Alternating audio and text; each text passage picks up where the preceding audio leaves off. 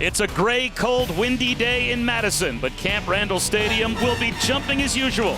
They're ready for football as Wisconsin meets Indiana now.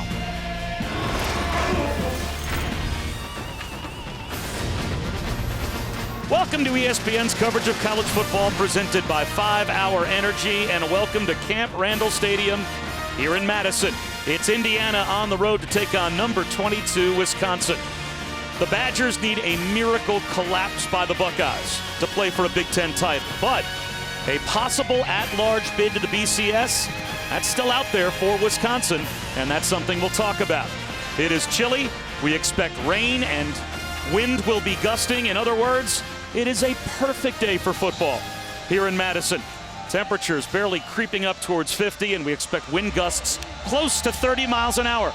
I'm Bob Wischusen here with Rod Gilmore. Quinn Kesnick is down on the field, and Rod, it's a treat not only to be in Wisconsin and in Madison, but to watch Melvin Gordon and James White.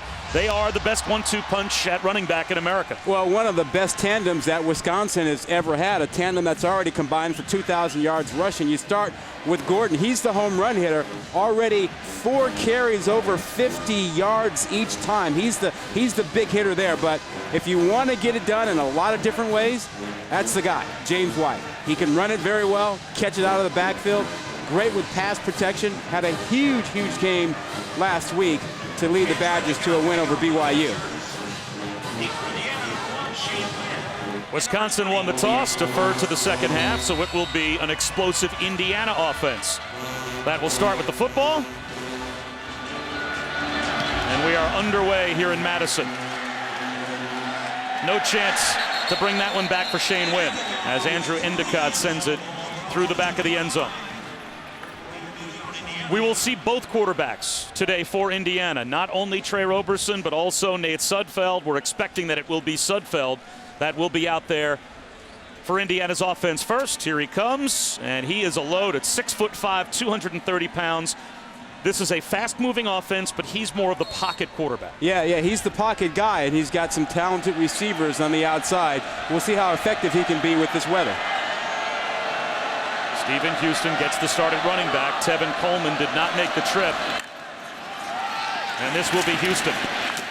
And he picks up about 4 on first down.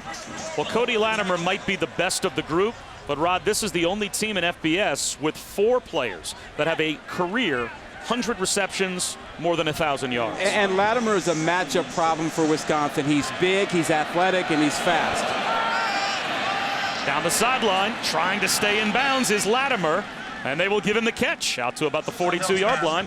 That's a gain of 14 out of bounds at the 43. Well, he's 6'3", a former basketball player. He knows how to get up, has great hands, and he'll be matched up against a 5'10", 5'11" corner most of the day. Sudfeld outside again, this one through the hands of Latimer. It will be second down and 10, and this is a tempo that goes at NASCAR pace all day for Kevin Wilson's team. Yeah, they don't really believe in slowing it down. We'll see if that works for them. I'm curious about the weather. Keep it on the ground with Houston. He's into the Wisconsin secondary. A terrific start offensively for Indiana as they cross the 50. It's a first down at the Wisconsin 45. You know, Shu, they throw to set up the run. That is their tempo, their style. Blitz coming. Indiana picks it up. Home run ball for Stoner, and it's intercepted.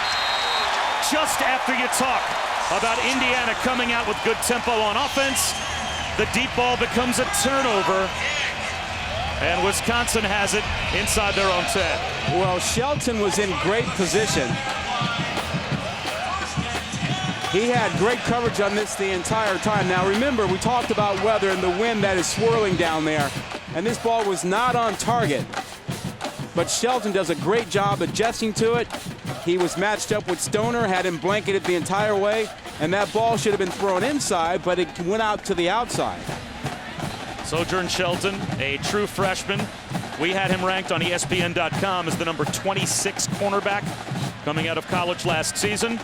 And he has 4 interceptions now. His first year for the Badgers. And Wisconsin starts at their own 7.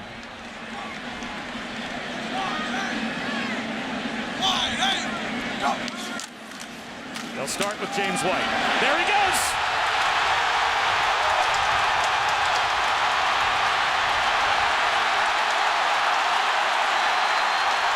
Touchdown!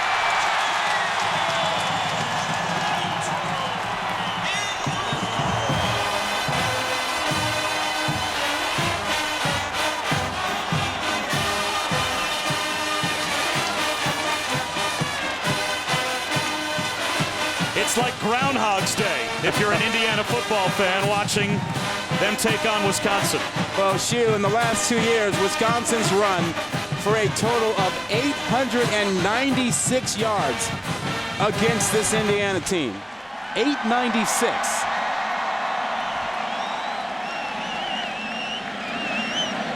Russell with the extra point. And just like that, it's 7-0 Wisconsin. Well, when you give up that many yards in 2 years, you just decide, you know what? We're going to sell out and not let them run it. You put 8 guys in the box, you miss a tackle, you have no free safety. Guess what? James White is off to the races. 7-0 Wisconsin.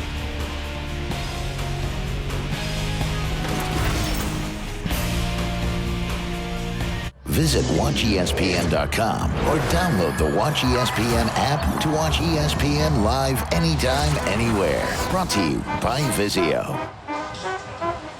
Bob Wischusen here with Rod Gilmore. Quinn Kesnick down on the field. One play, 93 yards of total offense, and it's the 44th career rushing touchdown for James White. And just like that, it is 7-0. And Rod, in years past, Wisconsin hasn't just beat Indiana, they have humiliated the Hoosiers, usually on the ground, and they start fast today. Yeah, it's not a good omen when you open up with them backed up on their 7, and one play, you're down 7-0. Defensively, they've struggled. I mean, when you have 3 freshmen starting in your front 7 up front, that's not a good recipe for trying to stop the run. 8 straight wins in this series for Wisconsin by an average of over 35 points a win. Shane Witt. Out to about the 17-yard line.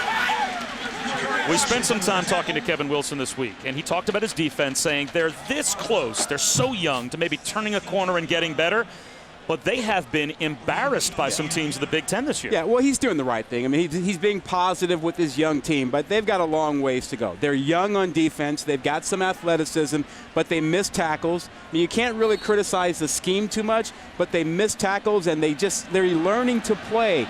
And when you have 2 linebackers that are freshmen, sometimes they're out of position.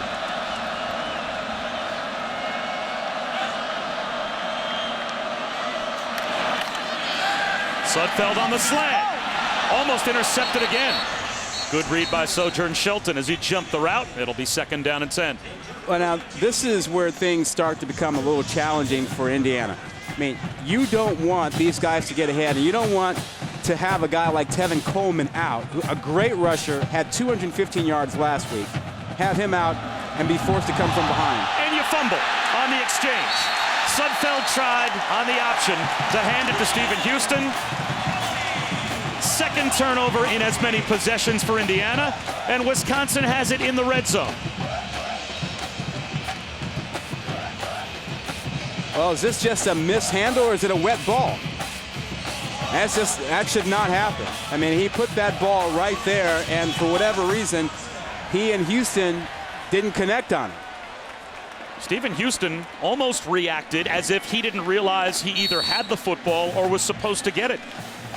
I mean, normally when a running back drops the football, you see him instantaneously react, turn around, look for it, and try and jump on top of it. He was kind of bluffing into the line as if he was not expecting to have had the ball handed to him. It's a little different exchange. Roberson is more of the read option quarterback for them than Sudfeld is. Here's Melvin Gordon.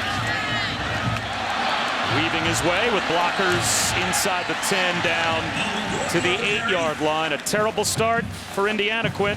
Yeah, Bob, Stephen Houston filling in for Tevin Coleman, as you said, who's out with the ankle injury. Houston, a former starter, 2012. He's got proven stats at 230, powerful back with a cutback, but the worst game of his career last year against the Badgers, 6 rushes for 10 yards. Running back coach Dylan McCullough told me he is out to prove that he's a better player than what he showed last year. Not off to a good start. Starts today with a fumble on the second possession of the game.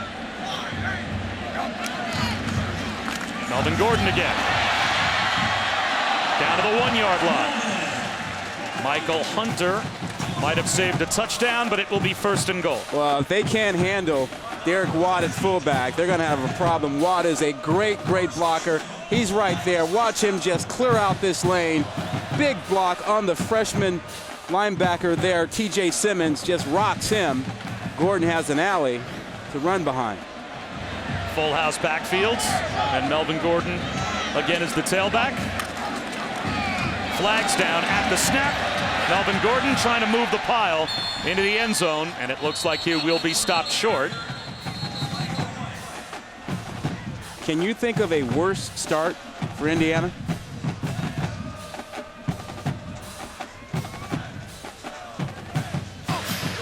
Offside. Defense, number 33. Half the distance to the goal. First down. No. That was me thinking. Yeah. If there could have been a worse start for the Hoosiers. And of course, as we showed you, 8 straight losses by an average of 5 touchdowns per loss. There's no team that's dominated Indiana in the Big Ten like Wisconsin has. First and goal again. Now inside the 1. Melvin Gordon. And there's rushing touchdown number 2 for the Badgers. And it's the same old script for Indiana, at least to start. 3 minutes in, and they're down by 2 scores against Wisconsin. Heavy formation, 2 tight ends. Really pounding those guys inside. I mean, that's so easy. You wonder, what are you going to do? I think after a good call, we should have a dance like that. What do you think? Yeah, maybe so. Your rhythm works. Indiana with 7 offensive plays and 2 turnovers. Wisconsin with 4 offensive plays and 2 touchdowns. Yeah, you turn it over, you set this team up, and guess what? You got one of those big old backs, Gordon getting in, and hello, time to dance.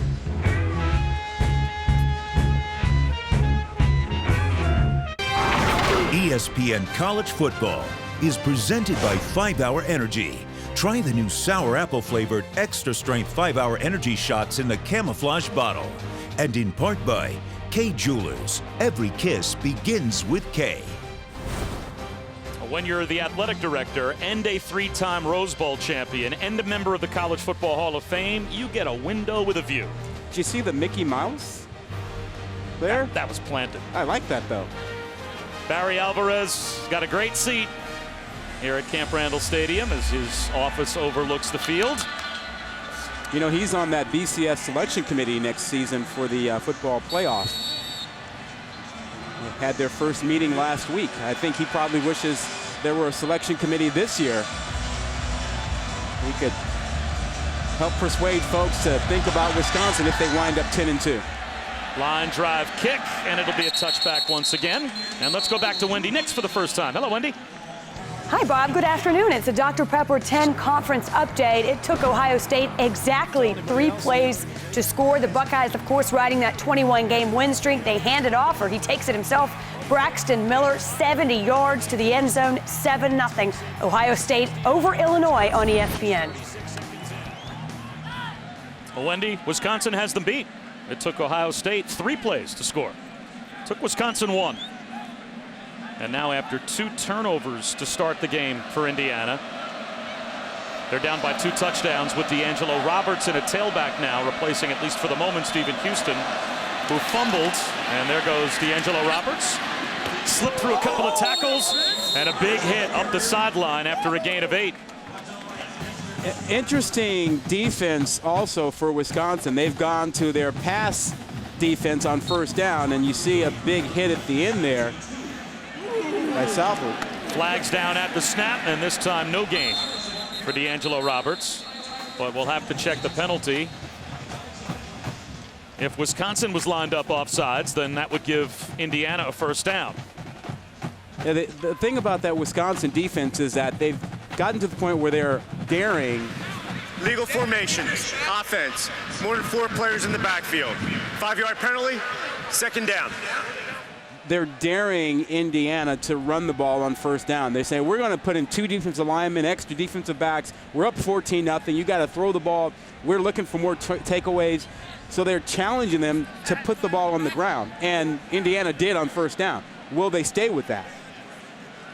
Kevin Wilson is adamant that his team was not lined up illegally, but an illegal formation penalty makes it 2nd and 7. Sudfeld fumbles the snap. Nearly turnover number 3. It looks like Indiana is able to jump on top.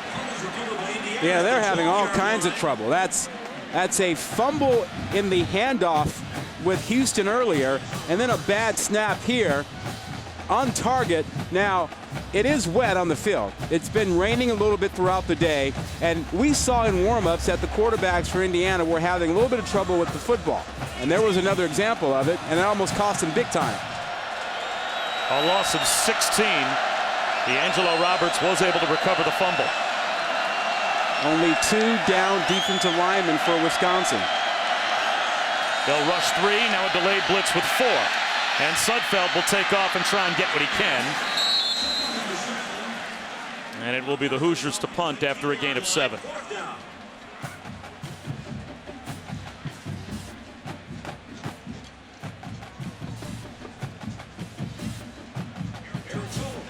Kenzel Doe is a dangerous return man for Wisconsin. Eric Toth will be punting into the wind. So Doe is barely lined up across the 50. This should give the Badgers great field position already with a 2-touchdown lead. And that's a nice kick by Toth. Into the breeze. Doe forced into a fair catch at his own 44. Only a 37-yard punt net, but all things being equal, not too bad for the Hoosiers. That's their best offensive possession so far. Didn't end in a turnover. And Gary Anderson, who has now won 23 of his last 28 games, if you start off with what has been a terrific beginning to his career at Wisconsin and what was a fantastic end to his career at Utah State. Well, he's got this team playing really, really well late in the season. 4 straight wins. November now, they're playing tough, and you want your team to play best in November. It was James White. Now Melvin Gordon shifts into the backfield as the tailback. And instead they'll throw a flare out to the right to James White with a flag down on the near side of the field. He picks up 5. Indiana was lined up offsides. Offside. Defense. Number 23. 5-yard penalty. First down. Shu, this Indiana defense, we talked about the young linebackers they have. TJ Simmons, number 2 out there, and Clyde Newton, 41. And he's stepping in for an injured player. You're talking about a defense that is young, and most of the tackles made by this team are made by their safeties. And that's because guys are breaking through that initial line of defense and making big yardage. So you don't want your safeties to lead your team in tackles, but that's Indiana's issue right now. Well, Tim Bennett, the left cornerback, is one of their top 4 tacklers as well. James White into a pile, picks up about 3 yards. But listen, I do believe that the way they're approaching it defensively in this game is, hey, we need to stop the run. You look at where they rank in all these important categories. Triple digits, that's awful. But if you're Indiana, the way you've been pounded with Wisconsin running the football, you have to commit to stopping the run. You have to try.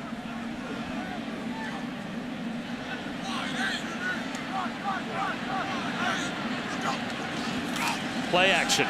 Joel Stave to throw for the first time. Long throw to the sideline. He's got his tight end, Jacob Pedersen, out of bounds in the red zone. That's a gain of 26. They'll mark him out at the 21. Yeah, and this is your problem. You have to commit to stopping the run, but these guys are good enough, and Pedersen is good enough to beat you at play-action pass. This guy's going to be an NFL tight end. Soft hands, runs great routes. and Stavi put it right there on the money.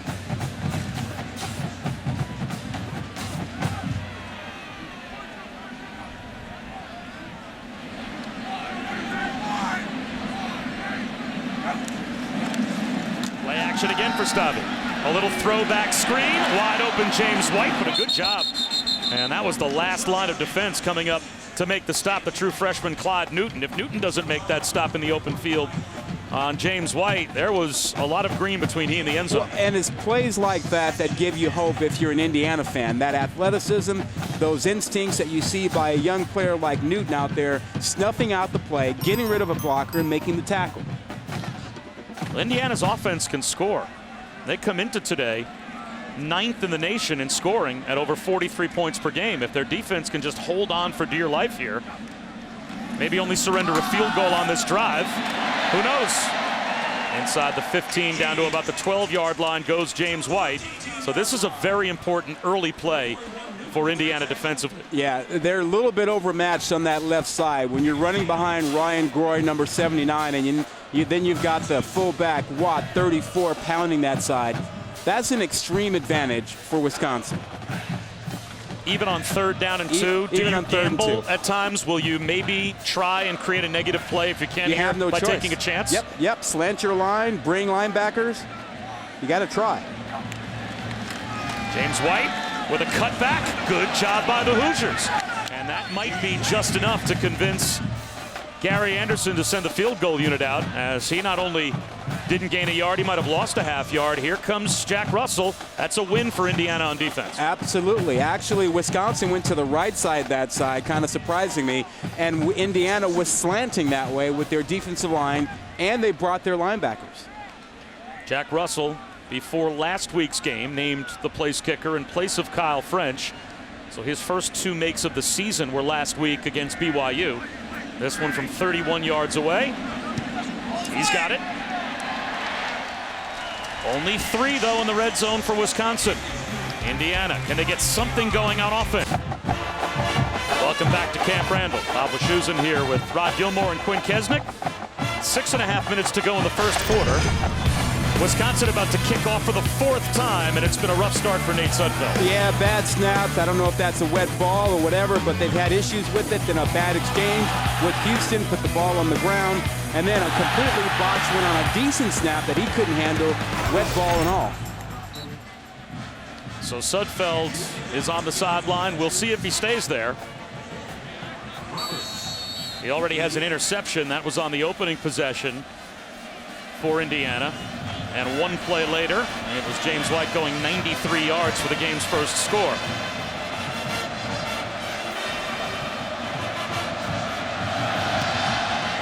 Returnable kick this time from the 5-yard line, Shane Wynn. Wynn breaks a tackle out to the 25-yard line. Let's go down to Quinn. Guys, we're going to get a first look at Trey Roberson, sophomore quarterback for Indiana. He is from Indianapolis. A terrific runner. He can move around the pocket. Wisconsin will have to get an extra hat to defend the quarterback run game. The book on Roberson, though, not the vertical passing threat that Sudfeld is. You'll see more 3-step, quick game and play action. But I think you had to make the change if you're Indiana, the way Sudfeld was kicking around the ball. Well, Quinn, it should also take Wisconsin out of that defense with 2 down linemen on 1st down, because they've got to defend the run.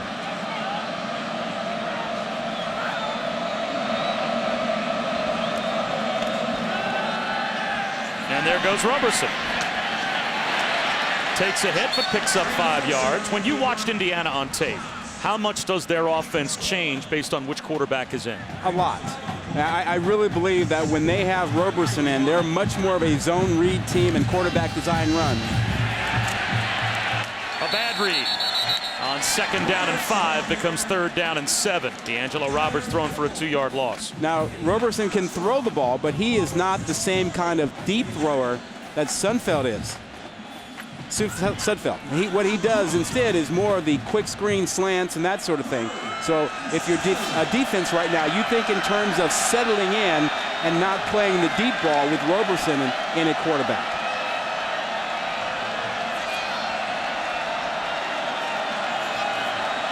Three deep safeties across the board for Wisconsin. They'll bring a four-man rush, and Roberson turns towards the pressure with flags down, throws one up for grabs in the middle of the field, and it's almost intercepted. Brendan Kelly was playing center field and broke on the ball just a shade too late. Holding. Offense. Number 65. Penalties decline. 4th down. So Trey Roberson does not fare much better in his possession than Nate Sudfeld had in either of his 3. Well, there's the tackle. I won't even call it a hold. That's a complete takedown there of Derek Landish. How about Roberson's escapades back there? A little scary. Questionable decision when you throw off your back foot to the middle of the field from inside your own 10-yard line.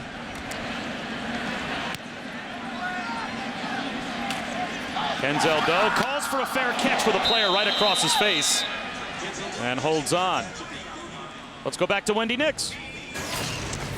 Bob, thank you. And we go back to Ohio State and Illinois. This game on ESPN. And the Buckeyes strike again. This time, Braxton Miller to Carlos Hyde into the end zone. He goes 14-0. Ohio State over Illinois. Well, it's 17-0 Wisconsin over Indiana, and the Hoosiers have given the ball up again. So this is going to be the 4th offensive possession of the first quarter for Wisconsin, and they deferred their option to the second half. They chose to kick off to start the game.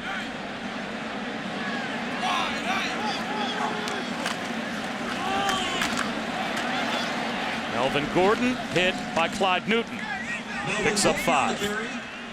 Later on tonight, Saturday Night Football on ABC, presented by Windows. Someone will need to keep Rod Gilmore in check as Stanford goes up against USC in a sold-out LA Coliseum. Saturday Night Football on ABC, 8 Eastern, 5 Pacific. And has Tyler Gaffney been a workhorse or what? 45 carries in the game against Oregon. And not bad for a baseball player, huh?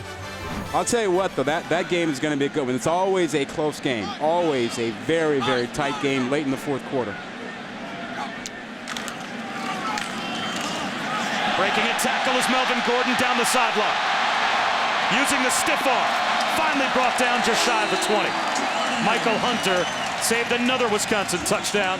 That's a gain of 44. Well, we talked about the left side of that line. You talk about Groy at guard, and then the left tackle over there, Merritt. They do such a great job of getting to the edge. And then how about Watt 34? That's about the 3rd or 4th time we've seen him give a great block to get his running back to the edge. I mean, Derek Watt is so underrated as a fullback, as are all fullbacks.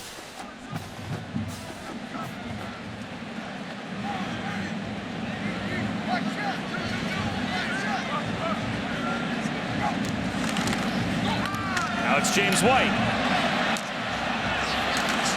A gain of 1 to the 19. I think we're seeing the fullback come back into vogue in college football a bit. And the huddle.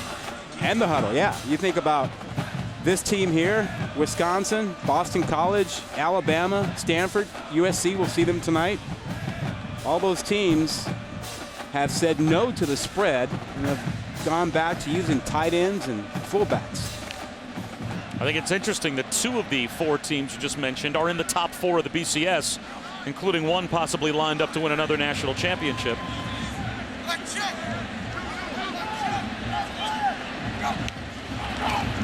Melvin Gordon bouncing it outside and might have lost a yard or 2 that he had initially gained. So it goes as only a gain of 1. It will be 3rd down and 8. I like the plan by Indiana. I like the adjustment. You know, they are slanting their guys a lot more. They're staying in their lanes, but they are committing 7-8 guys to trying to stop the run. And I think you have to do that. You may lose by the pass, but you cannot go home every season after playing this team giving up 400, 500 yards rushing. Well, Wisconsin's strength obviously is in their run game. And now Indiana has put them in a 3rd down and 8. Stavy hit as the ball comes out. So another 3rd down stop in the red zone for the Hoosiers. They'll force a field goal attempt. Nick Mangieri with pressure on Stavy. That's got to make you feel good if you're part of that defense. Now you've actually held in the red zone 2 straight times. Good pressure by Mangieri there, you see, affecting Stavy. So after a rough start, defense has settled down a little bit. Well, Wisconsin still, though, with 2 minutes to go in the first quarter, they deferred their option to the second half. They won the toss and kicked off, and they still have 198 yards of total offense. Yeah. 36-yard field goal attempt is good again for Jack Russell. And it's 20-0, Wisconsin on top. We'll step aside. The Badgers continue to look impressive as the season goes on.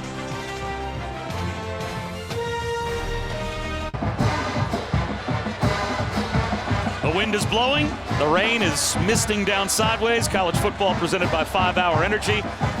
But there are not a lot of frowns on Wisconsin fans here at Camp Randall. They expect this kind of weather on a Big Ten football Saturday here in Madison. They do. I don't. I should. Says the guy with the heater at his feet. Hey. The media buffet right down the hallway. I was on the field before the game. I know how cold it is down there. The 5th kickoff of the game for Wisconsin. As we take a look at our BCS standings, brought to you by Vizio. Now, here's the top 10, but where could Wisconsin end by the time the season wraps up? Well, they'll have an argument. I mean, you have to remember there are 10 BCS spots, and let's assume you get 2 out of the SEC, 2 out of the Pac-12, 2 out of the ACC, 1 out of the Big 12, and 1 out of the ACC, 1 from the Big 10. That leaves 1 spot. Well, maybe Michigan State, if you assume Ohio State gets in, Wisconsin, second place finisher out of the Big 12. I mean, those are your likely candidates if you don't have a BCS buster. Long throw for Roberson, and he finds Shane Wynn.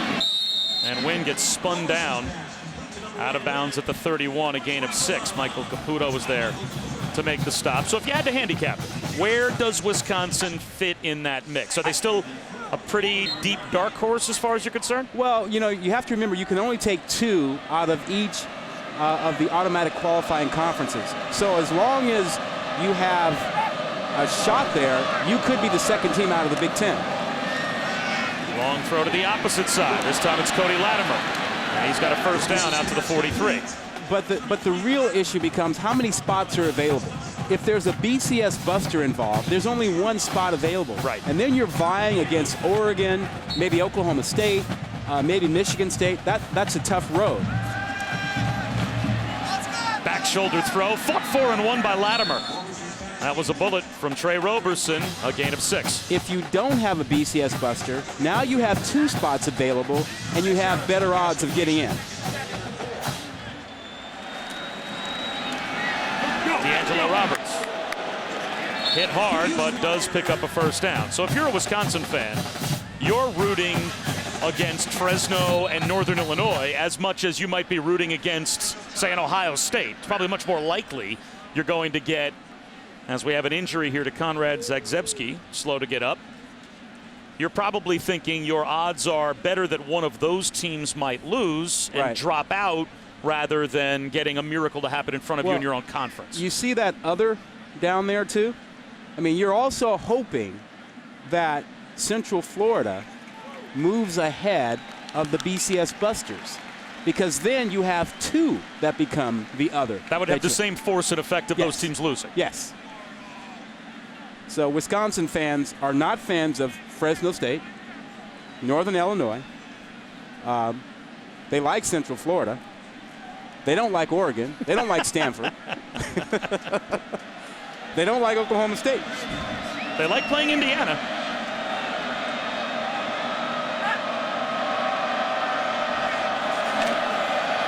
Roberson again, well outside the numbers from the far hash mark. Nick Stoner, the intended receiver, but that one might have slipped out of his hand. I think Indiana is much more affected by the weather than Wisconsin. Accuracy by both quarterbacks has been off because I think of the wind. They've not handled the wet football very well either.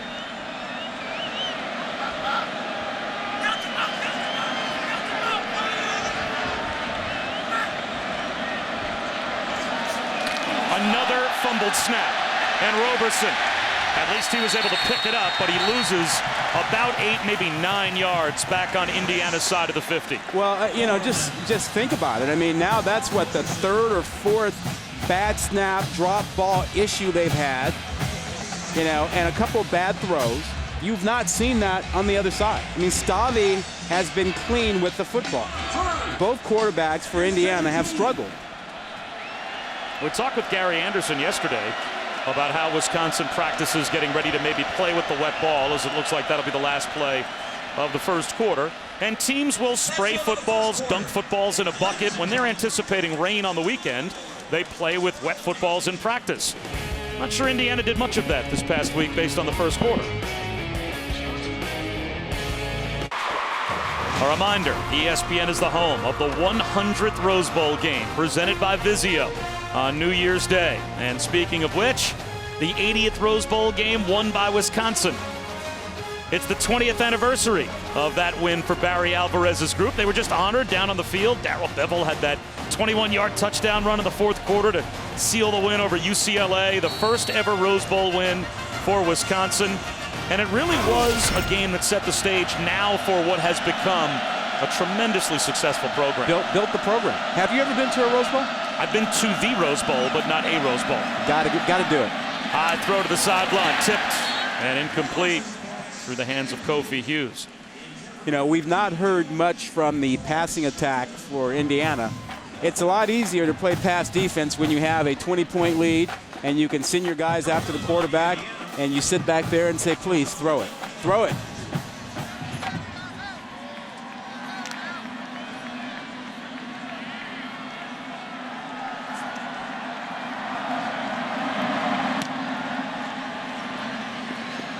Denzel Doe bobbles the football.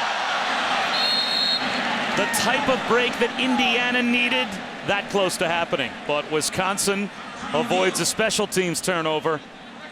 And it looked like Nate Hammond came up with the recovery off of the bobble by Doe.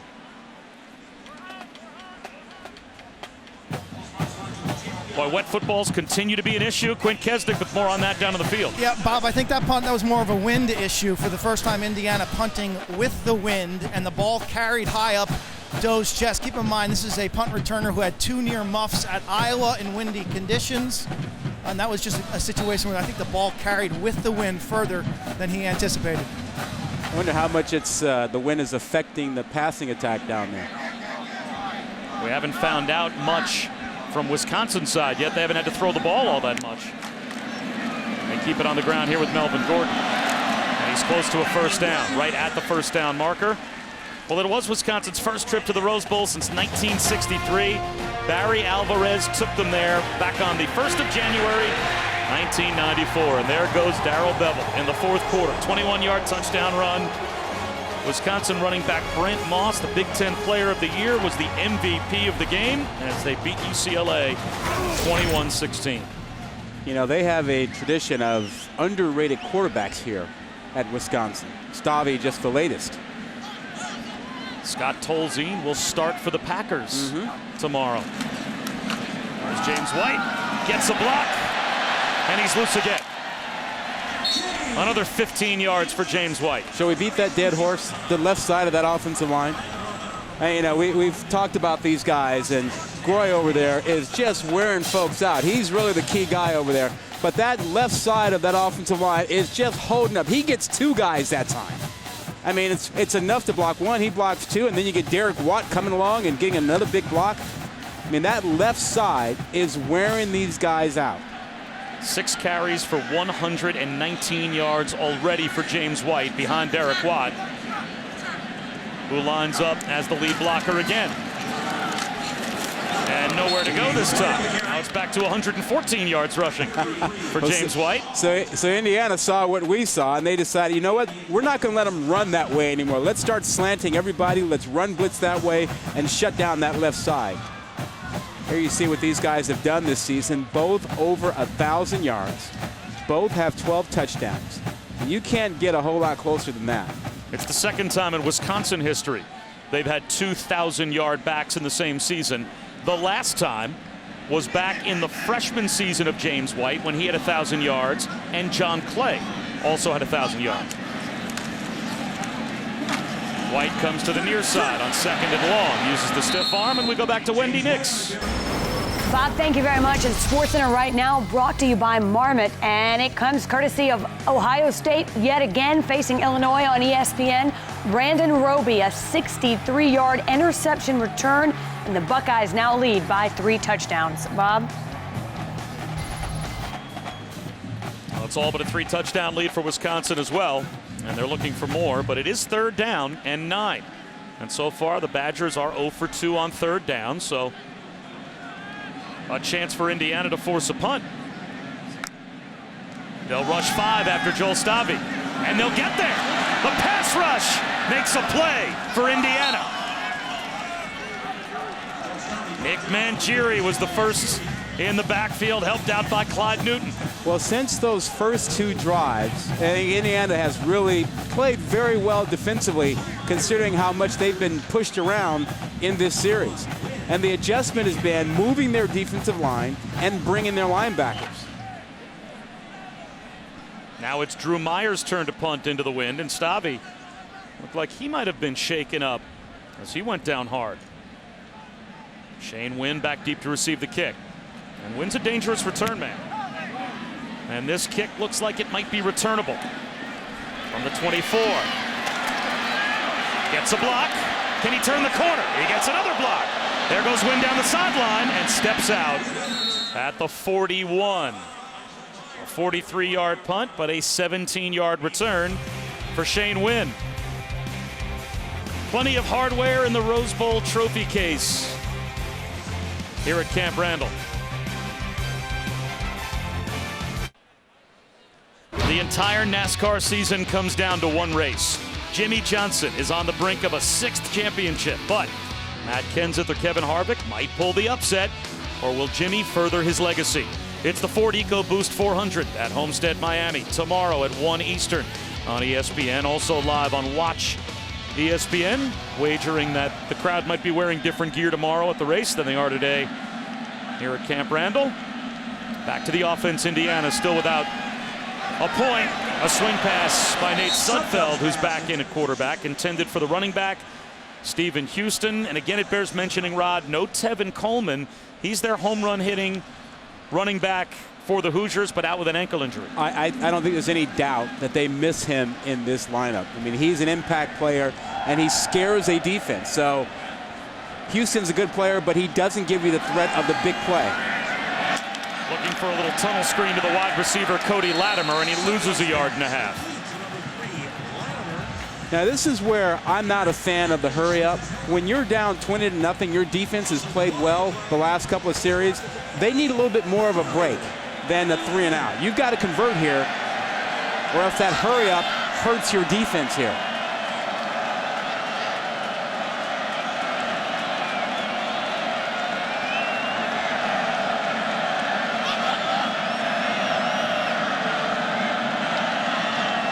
A second look over to the sideline for Nate Sudfeld as he tried to get Wisconsin to tip their hand. Let's see if they bring a blitz. Play clock at 2. Here comes middle pressure. Sudfeld, long throw to the outside. No chance for a first down. He finds Kofi Hughes, but that's only a gain of 5 on 3rd down and 11. Well, here's a look at the impact that Tevin Coleman can have against Indiana, Memorial Stadium. Or checked it against Illinois, pardon me. 2 long touchdown runs at a career-high 215 yards rushing. But here, the ankle injury suffered towards the end of what was an Indiana win over the Illini. Yeah, and Coleman had a 64-yard touchdown run against Michigan State as well. Jared Abbrederis back replacing Kenzel Doe after Doe fumbled the last punt attempt, and that's a 48-yard kick, no return.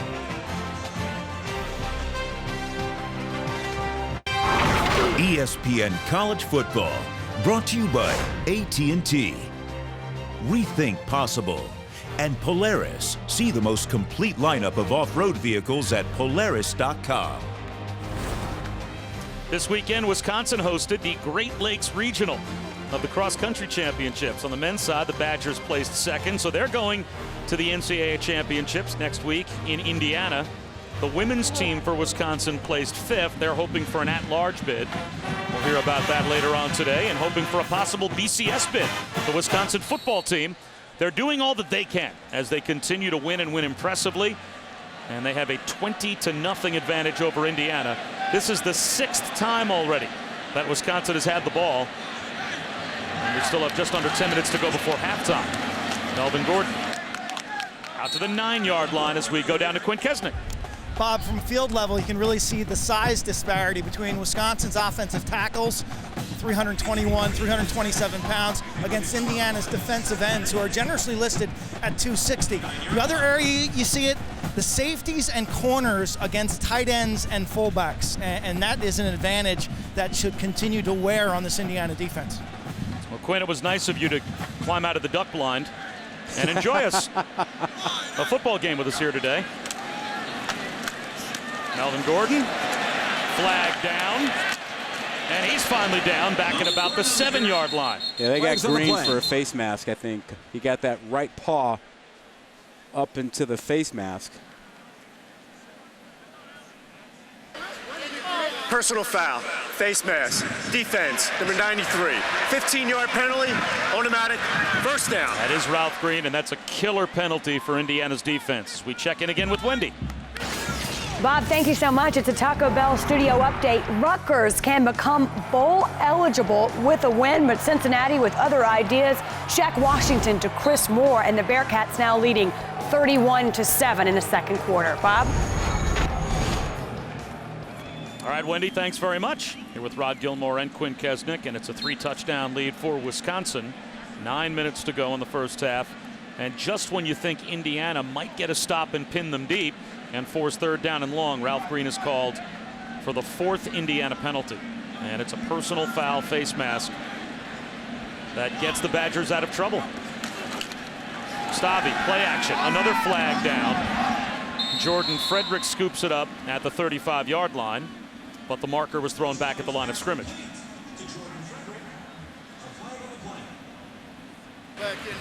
Legal formation, offense, five players in the backfield, 5-yard penalty, first down. You know who we haven't heard from? Abbrederis.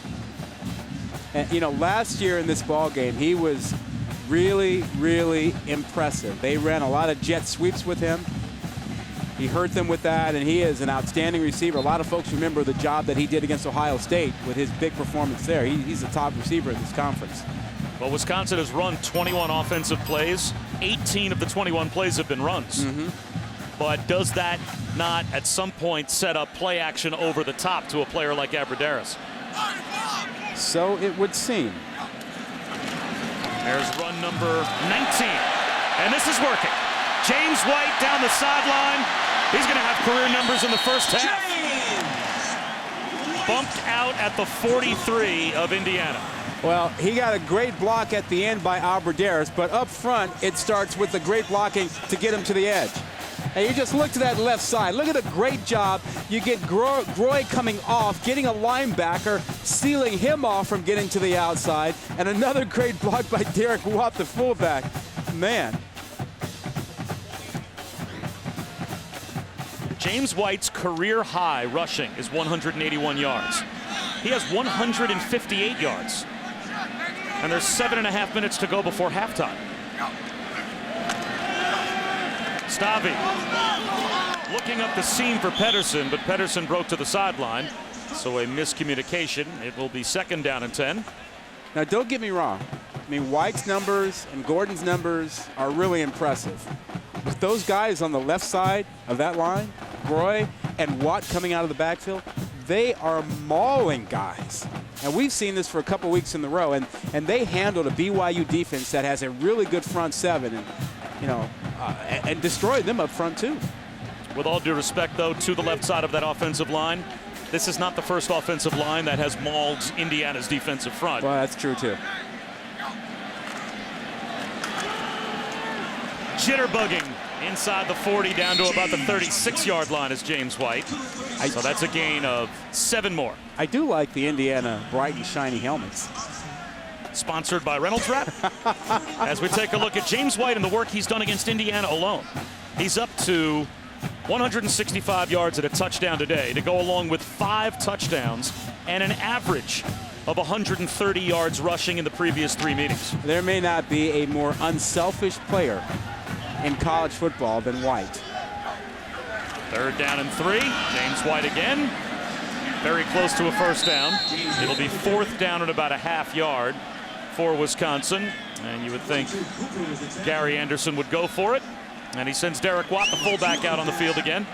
I make that comment about White because of a point you made the other day about White running for 1,000 yards as a freshman, being the guy, and then willing to play second fiddle for the rest of his career. 4th down and almost exactly a yard for the Badgers inside the 35 of Indiana. White again, and he's got the first down. But when James White ran for 1,000 yards his freshman year, John Clay also ran for 1,000 yards that season. So he was even part of a tandem then. Yeah. But Clay was leaving. Right. So you had to think he was probably envisioning at some point he would be the franchise running back. Well, we know a lot of people were. A lot of people thought he was the next big thing at that point. And here comes Montee Ball. Yep. And he spends 2 years playing second fiddle to Montee Ball, unselfishly. Now he's a senior. Yep. Now this is finally supposed to be his chance to be the guy. Melvin Gordon bursts onto the scene, was terrific last year and has been even better this year. Play action. Stavi flips it right, incomplete, underthrew Derek Watt. And let's look at today's moment of brilliance, brought to you by Kay Jewelers. And it was the first play from scrimmage for Wisconsin. Yeah, it did not take a long time. A couple of blocks, not a safety in the hole, and James White got down the field in a hurry, got a little bit of a block at the end by Erickson to help him out, but 93 yards for the touchdown to open the game. And a little dance to boot with his buddy Gordon. That dance has caught on. That's a cult move here in Madison. They're teaching that at the grammar schools. I saw you schools. trying that dance. Well, I helped them perfect it. Abradaris on an end around. You wanted some Jared Abradaris? You've got it. Touchdown.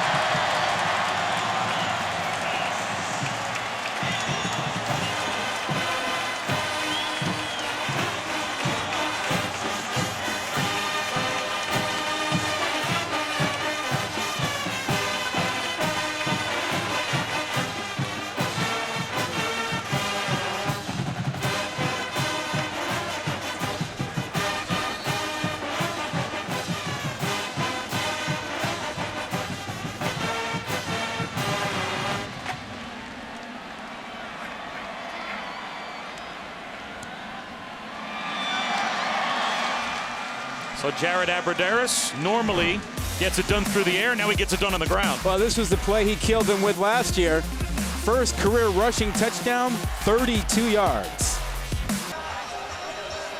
We have 5.5 minutes to go in the first half here at Camp Randall Stadium. And Wisconsin is about to kick off for the 7th time. Ouch. That kind of tires out your kickoff team. Well, the Badgers have run 28 plays on offense. They've thrown the ball 5 times, and they have 302 yards. That's almost impossible. Right. But 274 yards rushing in the first half, and the first half isn't over. Someone's going to have to give Endicott a break on the kickoffs. Houston out to the 29-yard line as we go back to Wendy Nix. Bob, thank you. We check on UCF, a win, and they're in better position for a BCS Bowl. They control their own destination, as Robert Smith would say, facing Temple. Blake Bortles to William Stanback. It's now 12-7 UCF. That's an eye-opener. You got your eyebrows raised when you heard that score. I think Central Florida is underrated at 17 in the BCS. You think about their one loss to South Carolina and who they've beaten. Sudfeld, sideline to Latimer. The ball possession today has not worked well for Indiana. 2 turnovers to begin. 4 straight punts, and they haven't had the ball for more than 2 minutes except on 1 possession. Well, those first 2 possessions really set the tone in a bad way. Sudfeld throws it away. It'll be 2nd down and 10. Pressure coming from Chris Borland.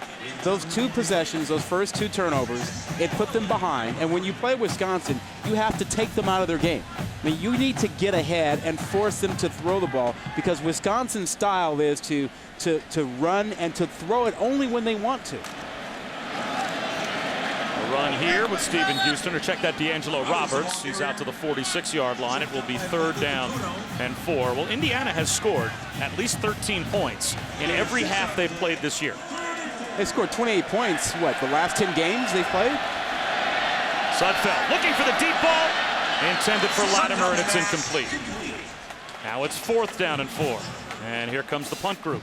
You know, that is the matchup that works if Sudfeld can get time. I mean, Latimer got single coverage. He should be able to beat it. He beat it there. They just didn't connect. But that is a matchup that can work most of the day.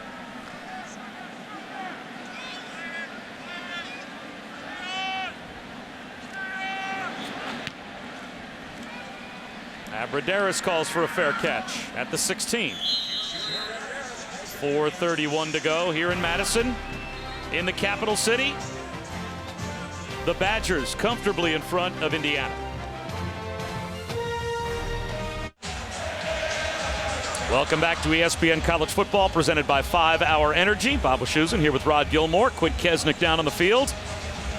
And they are having some fun at Camp Randall, as their team is on top 27-0, and they have moved the ball at will, especially on the ground against Indiana. And it's James White back in a tailback. There goes Melvin Gordon in motion. Play action for Stavi. Finds Pedersen. He's upended at the 19-yard line. That's a gain of 3. Piling up yards, though, this season. That's what plenty of teams have done against the Indiana defense. Yeah, they've had some trouble. I mean, you just look at these numbers, and naturally the Michigan game jumps out at you. 751, 623 at Missouri. You're already at 305 right now. How many will Wisconsin get today? I was going to say circle the 612. That's a game they won. They won that one, yeah. Hard to give up 612 yards and win.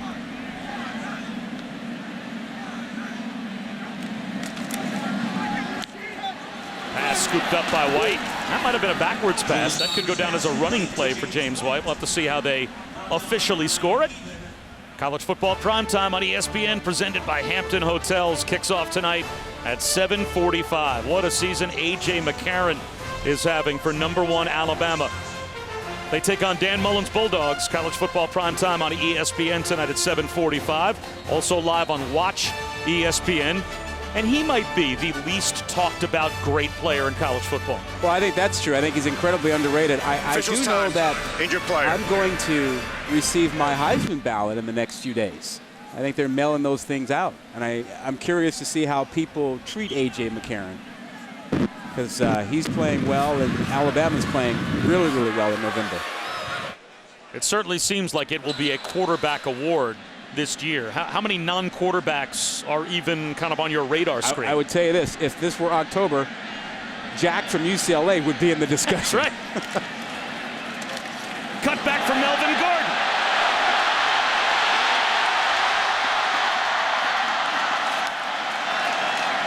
Finally brought down at the 32-yard line. 354 yards of total offense in the first half for Wisconsin. And now Melvin Gordon's over 100 yards. Well, take a look at the left side here. That's where they've made a lot of their headway over there. But they get to the edge. Those guys do a great job of sealing, and a good bounce by Gordon to get to the outside. I mean, that left side of the line with the tight end over there has been a problem all day for Indiana. Now it's James White's turn again.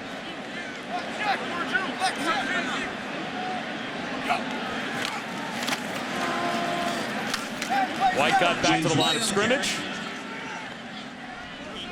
Melvin Gordon and James White alone have combined now for 296 yards rushing today.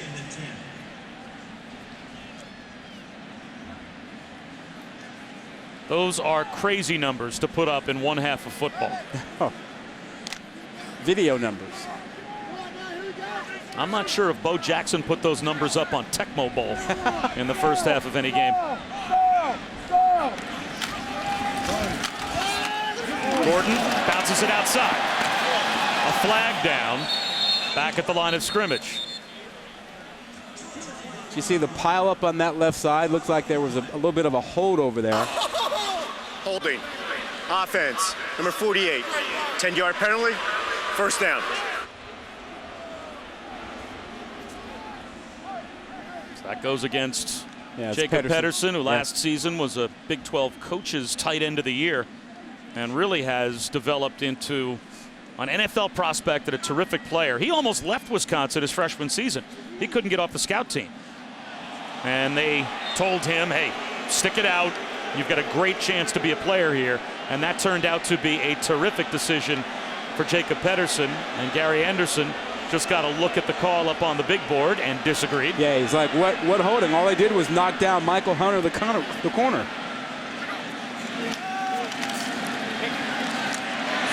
Stavi checks down James White, picks up a couple of yards to the 40. And let's go back to Wendy Nix again.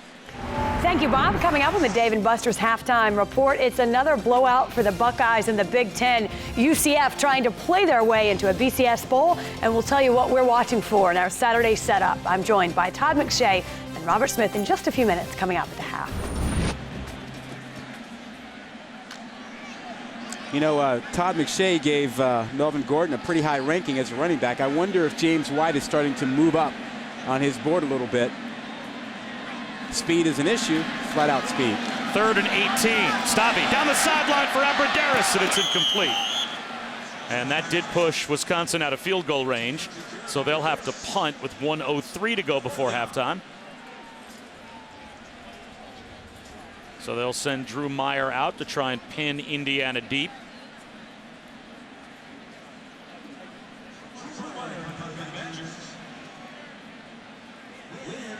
He talked about Central Florida earlier being an underrated team. Absolutely. We've now seen Wisconsin back-to-back weeks. Shane Wynn is back deep to receive the punt. And the intentional end-over-end kick forces the fair catch. He'll let it bounce, and this takes a Wisconsin hop. And we'll end up inside the 5, down at the 3. Having watched Wisconsin this season, looking at how brutal that loss was for them to take against Arizona State. They lost at Ohio State by a touchdown. The way they're playing now, are they, in your mind, the most underrated team right now in the BCS standings? Well, I wouldn't call them the most underrated. I think if they finish out strong, they will be in the discussion. I think Central Florida is incredibly underrated. You think about who they beat. They knocked off Louisville, and the only game they lost was to a good South Carolina team. So Central Florida, to me, is the team that's not getting enough love, and they should be higher than 17th in the BCS standings.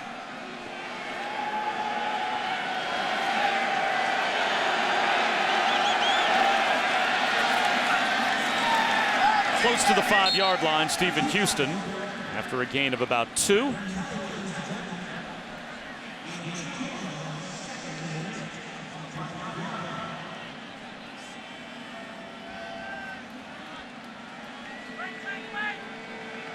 Gary Anderson opting not to use timeouts here and try and pin Indiana deep. His team again won the toss, so they'll start the 3rd quarter with the ball. They deferred to the 2nd half. And Indiana's just trying to get to the locker room if they can. Now to about the 17-yard line, Stephen Houston has a first down, and that should end the first half. As the officials will wind the clock. And Indiana shut out in a half for the first time this season. 27-0. And the running back tandem of James White and Melvin Gordon, they both go over 100 yards in the first half. It's time now for the Dave & Buster's halftime report with Wendy Nix, Todd McShay, and Robert Smith. The 3rd quarter, and Wisconsin doing to Indiana what they have done in the past. Lopsided, 27-0. Bob Wischusen, Rod Gilmore, Quinn Kesnick about set to start the next 30 minutes, which if they are anything like the first 30 minutes, it will be record-breaking numbers that a terrific pair of running backs for the Badgers will put up. Yeah, they might dance some more, and they might actually get a name for that dance, but they were terrific in the first half. You know, start with White. I mean, he opened up the ball game with a 93-yard run, blocked great at the point of attack, got him off to a 7-0 lead, come right back with Gordon. He gets to the outside, makes a big run. Come right back after that with White, another big run.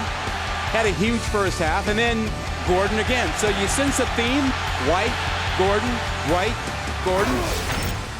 It's kind of worked. Both over 120 yards in the first half alone, combining for 2 touchdowns. And that's not bad. 296 yards rushing in the first half for Melvin Gordon and James White, as White has now gone over 100 yards 16 times in his career. And Wisconsin is 15-0 in the previous 15.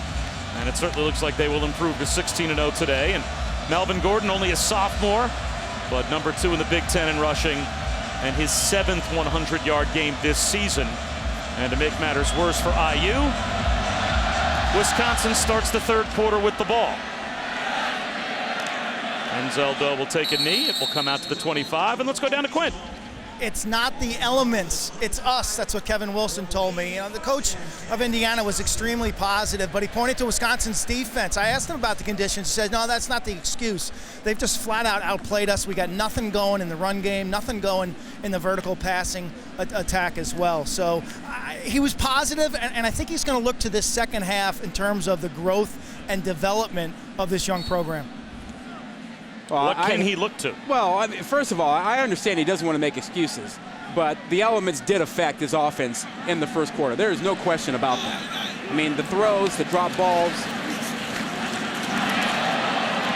Melvin Gordon lost the football. It was ripped out but recovered by Wisconsin for what should be a first down. Alex Erickson covered it up. Yeah, Wilson's right. He wants to see better play out of his defense now. His defense is working hard here. I mean, that's a great effort by Hebon to rip that ball out. And, Shu, if you go back to the first quarter, remember the first 2 drives? They got blown out of here. But since then, that defense has played better. I mean, they gave up a big touchdown on a reverse, but other than that, they've kind of held in there. Wisconsin has 335 yards rushing. Stavi floating one up the seam, wide open is Pedersen. To the 2-yard line. First and goal, Wisconsin. 61 yards.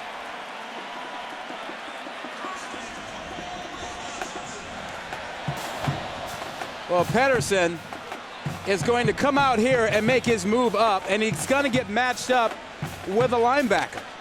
And when that happens, that's a problem. And he will sneak on out and loses the linebacker there. There he is, wide open. James White into the pile. It'll be second down and goal.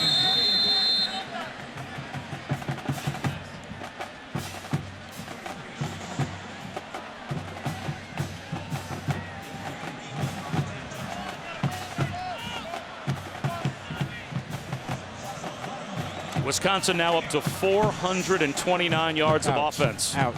And we have played 90 seconds of the second half. Ouch. Second and goal from the 3. Remember, they've struggled to stop them on the left side.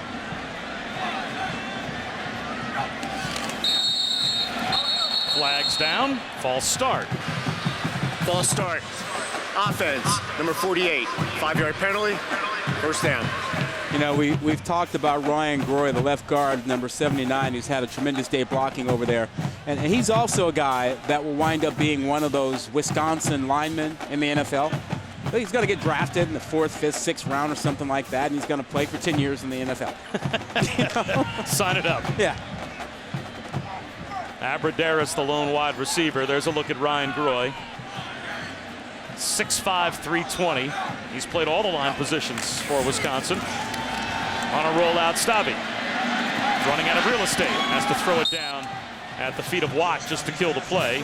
It will be third down and goal from the 8 as Clyde Newton, the true freshman, who was a running back primarily in high school, but now an outside linebacker starting for Indiana.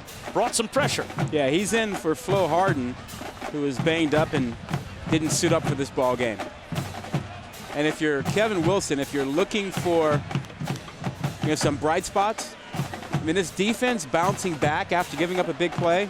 Wisconsin 0 of 5 on 3rd down.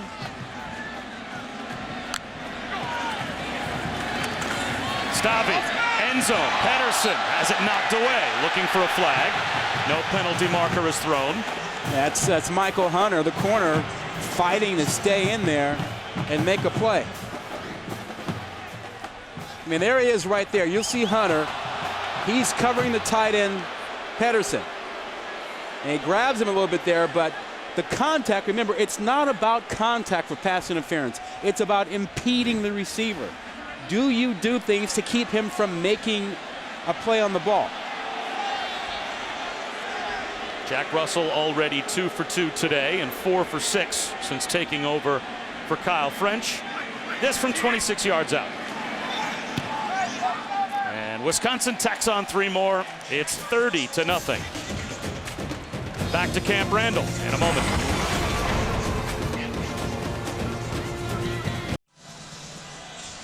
A lovely afternoon for football here in Madison. Temperatures approaching 50, but 25-mile-an-hour winds, sideways mist, gray, but nothing but sunshine for Wisconsin against Indiana. Lovely. This is beautiful Madison football weather. And Wisconsin continuing to do to Indiana what they have done in the past. They've won the last 8 matchups by an average of about 35 points, and they are winning 30-0 now. Those Wisconsin scores almost look like basketball scores. Bucky Badger is in shape, or has to probably train for these matchups. Who knows how many push-ups he'll have to do. Shane Wynn from the 7.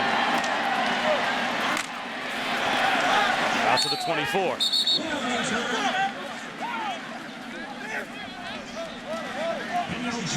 So it's still Nate Sudfeld at quarterback. We saw Trey Roberson briefly. Sudfeld more of the pocket quarterback, and he originally committed to Arizona. Kind of a roundabout way of how he ended up at Indiana. Mike Stoops was fired. Rich Rodriguez tried to retain him. Notre Dame was also interested. They were about to land Gunnar Kiel, who had reneged on Indiana. So Gunnar Kiel going to Notre Dame opened up the door for Nate Sudfeld to head to Bloomington. And he hands one off to Stephen Houston. And today aside, the bright side of the story this year for Indiana has been their offense. They're averaging over 40 points per game, but they have been blanked so far today. Yeah, I just think long term, they're going to have to settle on a quarterback. And long term, are they running a system that will work? Can you win this way? Or are defensive coordinators starting to catch up with how you play situational football against all of these high-speed, 100-mile-an-hour offenses? I think it's problematic. Flags down on 3rd down and short. False start. Offense, number 83. 5-yard penalty, 3rd down. The more we talk to coaches and folk around college football, including Gary Anderson, here, he says the hurry-up offense, that's at one pace. That fast offense, that's no longer the problem that the change of pace offense is. And they don't mind facing the hurry-up like Oregon's. They have more trouble with teams that change the pace with their fast-paced tempo. Sudfeld on 3rd down has a 1st down connection. That's Kofi Hughes. Well, Indiana has all of the flowery statistics in their notes about how fast their offense moves. This year, they've got 19 touchdown drives that have taken less than a minute. And they're looking for a big play to the sideline here, and they've got it to Kofi Hughes. He breaks a tackle all the way down inside the 30-yard line. Desmond Southward might have saved a touchdown. Yeah, he got beyond the first level of coverage, and nice pass here. The pump fake, you see that, opens it up there. He gets behind Southward, and Sudfeld dropped it in nicely.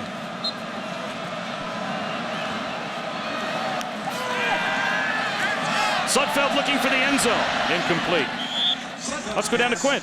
Bob, you got to make hay while the sun shines. And while it's not sunny today, right now Indiana has the wind. And this is the quarter where they have to showcase their vertical attack and throw the ball downfield against a Wisconsin secondary that a couple games this year suffered some subpar performances. So look for Sudfeld to air it out.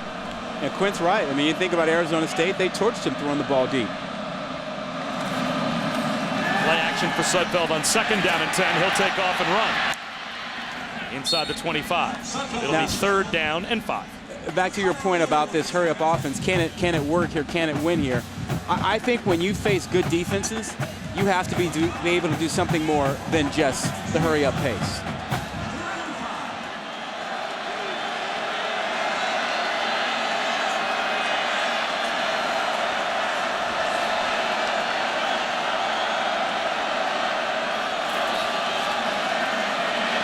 Sudfeld dumps it right, caught by D'Angelo Roberts. Nice effort by Roberts, breaking a tackle and picking up the 1st down. Tremendous individual effort by Roberts out there. One-on-one situation, and good backs do this. They make a guy miss and pick up yardage, and Roberts does exactly that, and that keeps this drive going. He makes 2 guys miss.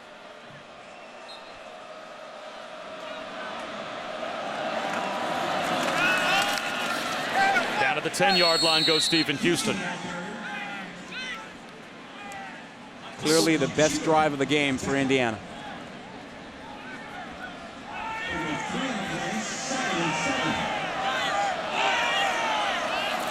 Wide receiver screen caught by Shane Wynn. He's inside the 5-yard line, close to a 1st down. He'll be marked out a yard shy, so you'd have to think down by 30. This is 4-down territory for Indiana. Inside the 5-yard line, they have to have 7. 3rd down and 1. Yeah, you would think that would be the case, but some guys don't do that. Some of them, if they don't get it, they just want to get on the board.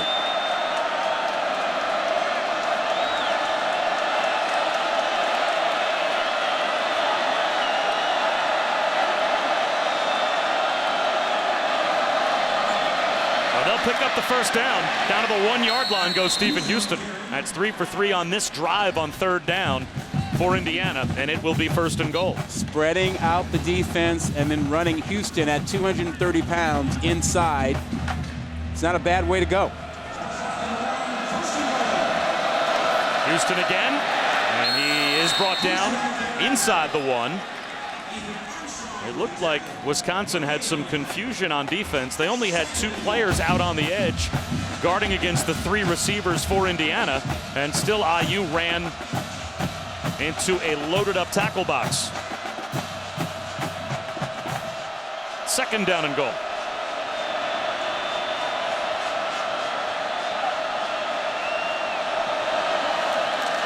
They'll try one more time into the heart of the Wisconsin defense with Stephen Houston, or rather with D'Angelo Roberts, and he gets shut down. He ran into now it'll be Landish. 3rd and goal.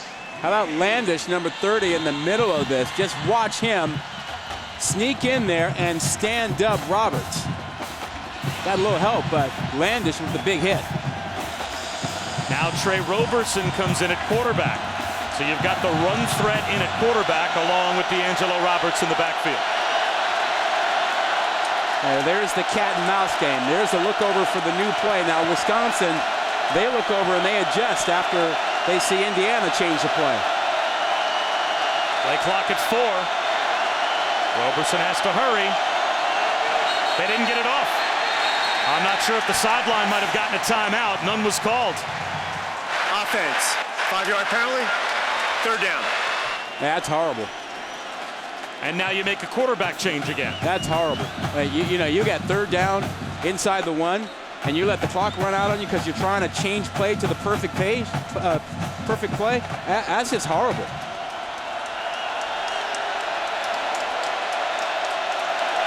That Badger student section is right on top of the Indiana offense, backed up to the 6 now for 3rd and goal. And the play clock winding down again.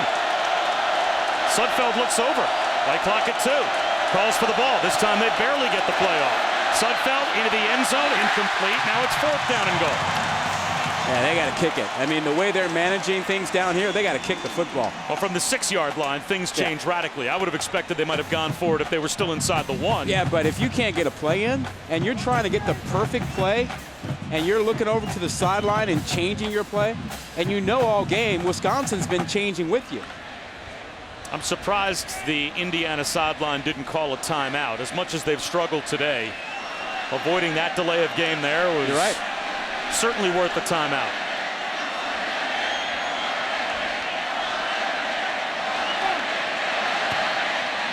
Well, the Hoosiers are on the board. Mitch Ewald from 23 yards out. He is now 9 for 9 this season, and it's 30-3.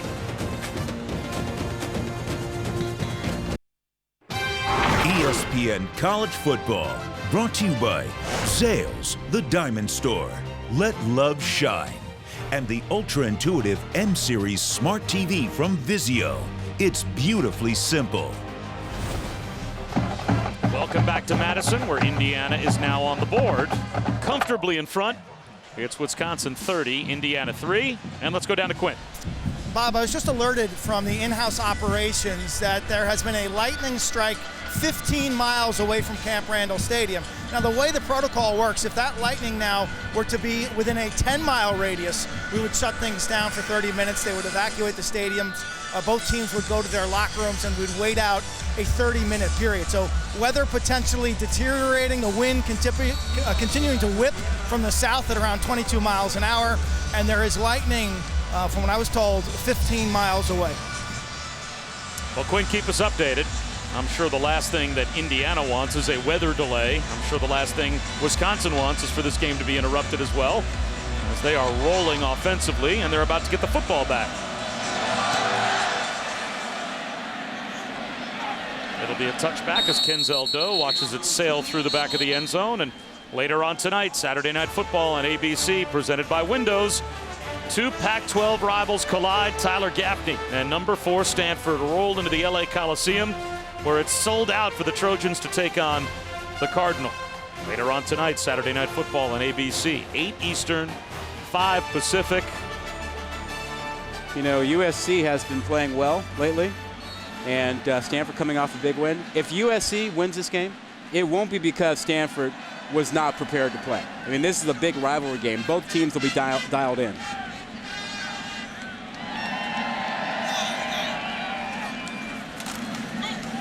James White tripped up.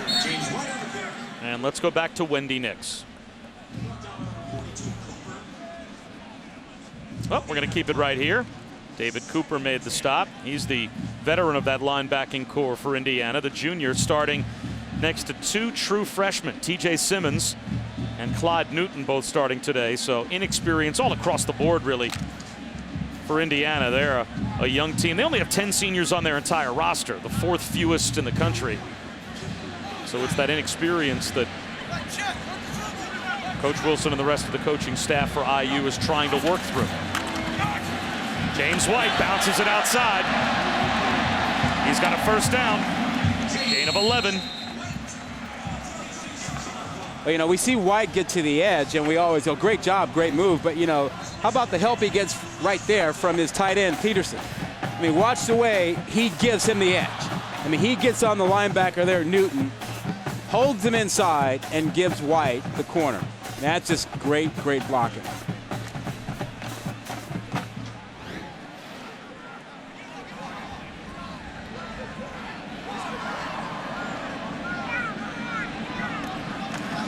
Play action for Stabby.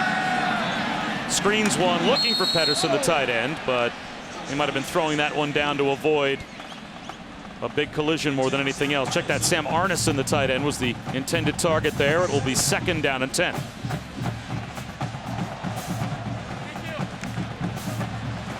I mean, if you are playing defense for Indiana, you have to feel better about your performance since the first quarter, forcing some 2nd and long, 3rd and long situations.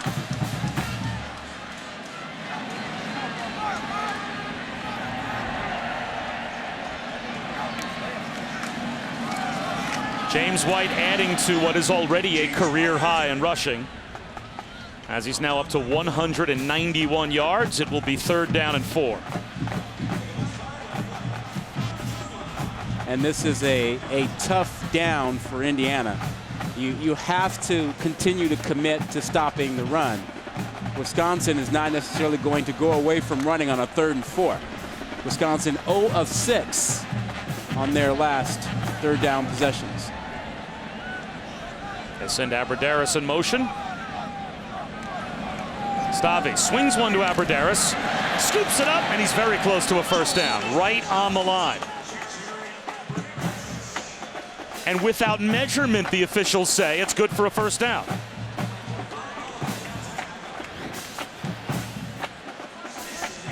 And this is essentially a run. 2 blockers out in front, quick throw. That ball might not even have been thrown forward. It's close enough. Well, Michael Hunter came up and had a chance to bring down Abradaris for what would have been maybe a gain of a yard and missed the tackle. James White right up the middle again, into the secondary for a gain of close to 10 more.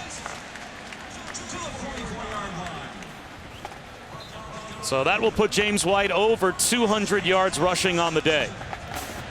And we're still in the third quarter. He's been the guy in November for Wisconsin. 19 rushes, 201 yards, already has a touchdown. Played great last week.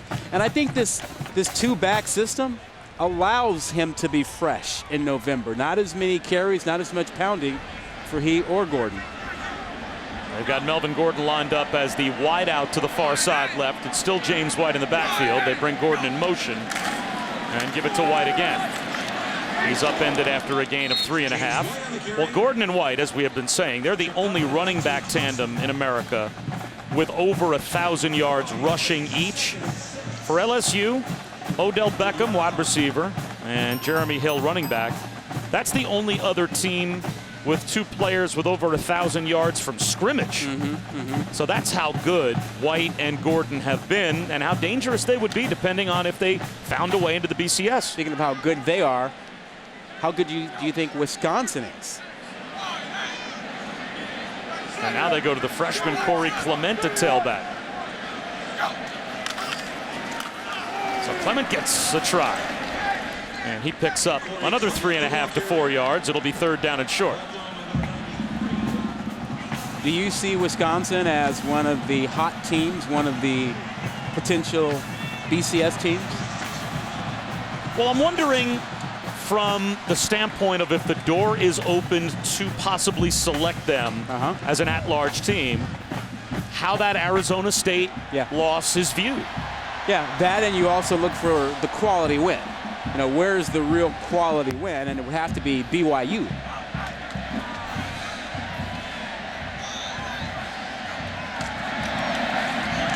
Melvin Gordon stopped. Second effort, stopped again. Ended up losing a yard. It'll be 4th and 3. Now you're inside the 40-yard line. You have a 27-point lead. You're out of field goal range. Do you go for it on 4th down and short? Yeah, probably. I mean, the way your defense is played, you can feel good about it. If you choose to kick it, you think you're going to pin him down. Well, he's going to send his team in and try to back him up. I mean, doesn't matter. Either way is fine. So Drew Meyer will try and pin the Hoosiers deep, as he'll be kicking from plus territory.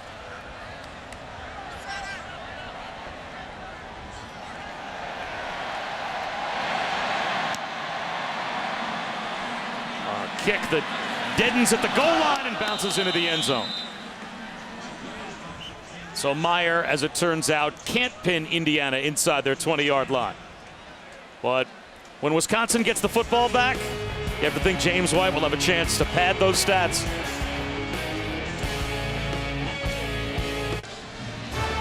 College football Saturday continues with college football primetime on ESPN tonight, presented by Hampton Hotels at 7:45.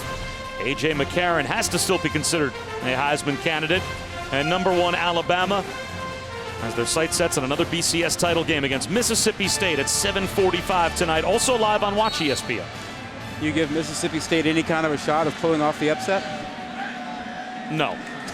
Indiana from their own 20-yard line. Nate Sudfeld, long throw to the sideline. He finds Cody Latimer. And Latimer picks up 12. Back to Wendy Nix. Bob, thank you. It's SportsCenter right now, brought to you by Marmot. Penn State beating Purdue, but take a look at this Boilermaker kickoff return, 100 yards. Raheem Mostert on the carry, all the way to the end zone, untouched, just wide open. It's still, though, 38-21 Penn State. That's a good game. Back shoulder throw, underthrown by Sudfeld, looking for Latimer. It will be 2nd down and 10. You know, I'm a little bit surprised that they have not tried to go to the matchup between Wynn and Southwood. There's been a man-to-man coverage situation there, and you know, Wynn's a good change of direction guy, and Southwood's a bigger guy. That might be a way to work if you're thinking about it, Indiana. This time Sudfeld looks and throws it behind Shane Wynn, who was not able to adjust to the football. I think they heard you. Just poor execution. It'll be 3rd and 10. Yeah, you know, you see these throws. I mean, I do believe that Indiana's been affected by the weather, by the wind, by the wet balls in the first quarter, and now with another big 3rd down.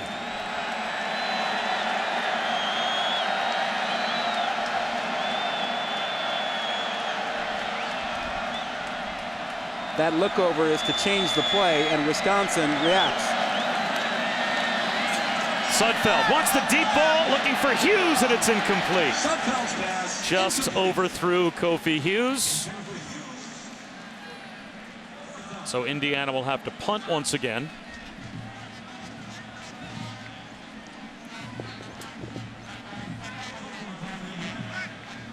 And they've had Kofi Hughes open. They've had Latimer open, and they've missed them just by a little bit.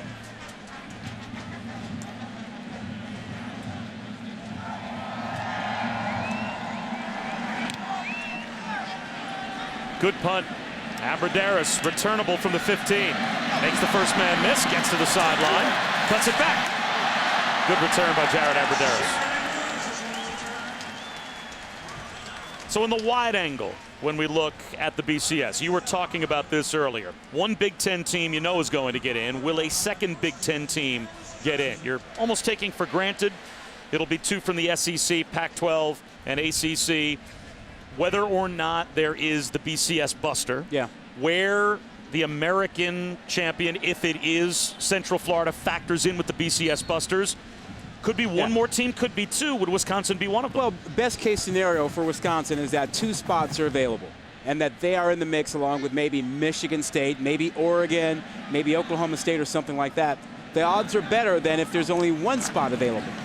There goes Melvin Gordon for another 16 to 17 yards. It looks like 16 officially as Greg Heben made the stop, but what really is an embarrassing day for the run defense for Indiana continues. Yeah, but this is a great tackle by Heben. He doesn't make this thing, and you see Gordon try to shake him.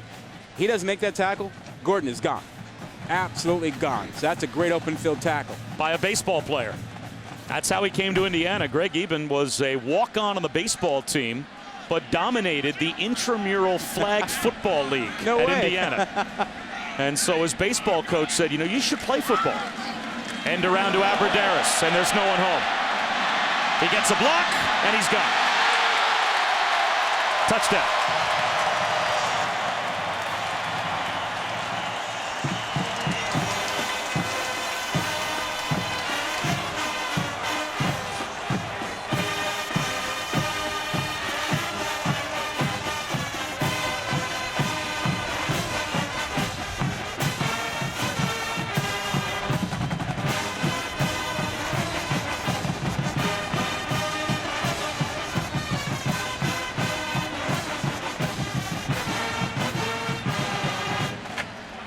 .436 yards rushing for Wisconsin. And we still have a quarter to play.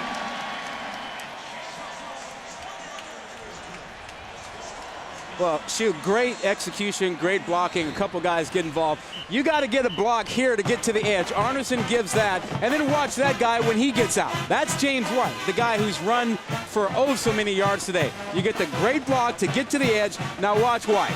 He knows Abradaris is behind him. He gets the great block right here. That opens up the lane for Abradaris. Talk about an unselfish player. That guy's run for more than 200, and then he makes the block that springs the really good wide receiver all the way on that sweep. Jet sweep to the end zone.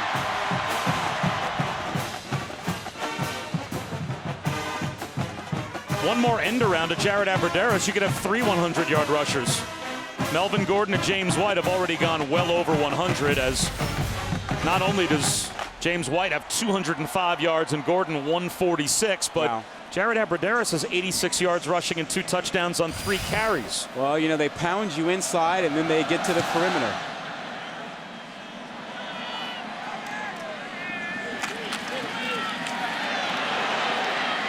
Cut back out to the 31-yard line for Isaiah Roundtree. And the NASCAR season comes down to one race. Jimmie Johnson on the brink of championship number 6. Matt Kenseth and Kevin Harvick will be trying to pull the upset. They are what stands in the way of Jimmie Johnson furthering his legacy at the Ford EcoBoost 400 at Homestead, Miami tomorrow at 1 on ESPN, also live on Watch ESPN. And Jimmie Johnson's #1 fan. To my right in the booth. Give me my due. You called this 3 weeks ago. You said it was over. Yep, it's still up in the air going into tomorrow. It's a coronation tomorrow, and I watch. I will watch. Sudfeld with a lob. No flag comes out on the bump. DeWeese Wilson was the intended receiver, and that ends the third quarter. 37-3, Wisconsin on top. One of the great traditions in college football. We'll rock this stadium in a moment. Quint Kesnick might be up there.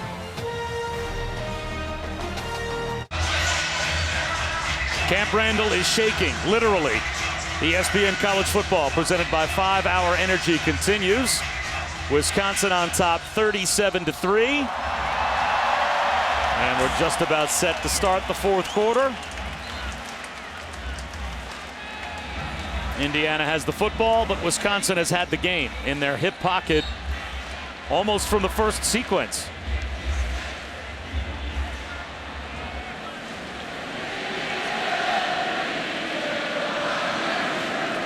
Sudfeld to D'Angelo Roberts. One of the great traditions in college football a moment ago, and Quint Kesnick is in the middle of it. Camp Randall Stadium, where they turn the fourth quarter into the House of Pain. This is a Badgers team outscoring their opponents 89-35 in the fourth quarter. They've rushed for 11 touchdowns. It's that physical dominance that carries over, possessing the ball for more than 9 minutes, making these young fans get up on their feet and jump around.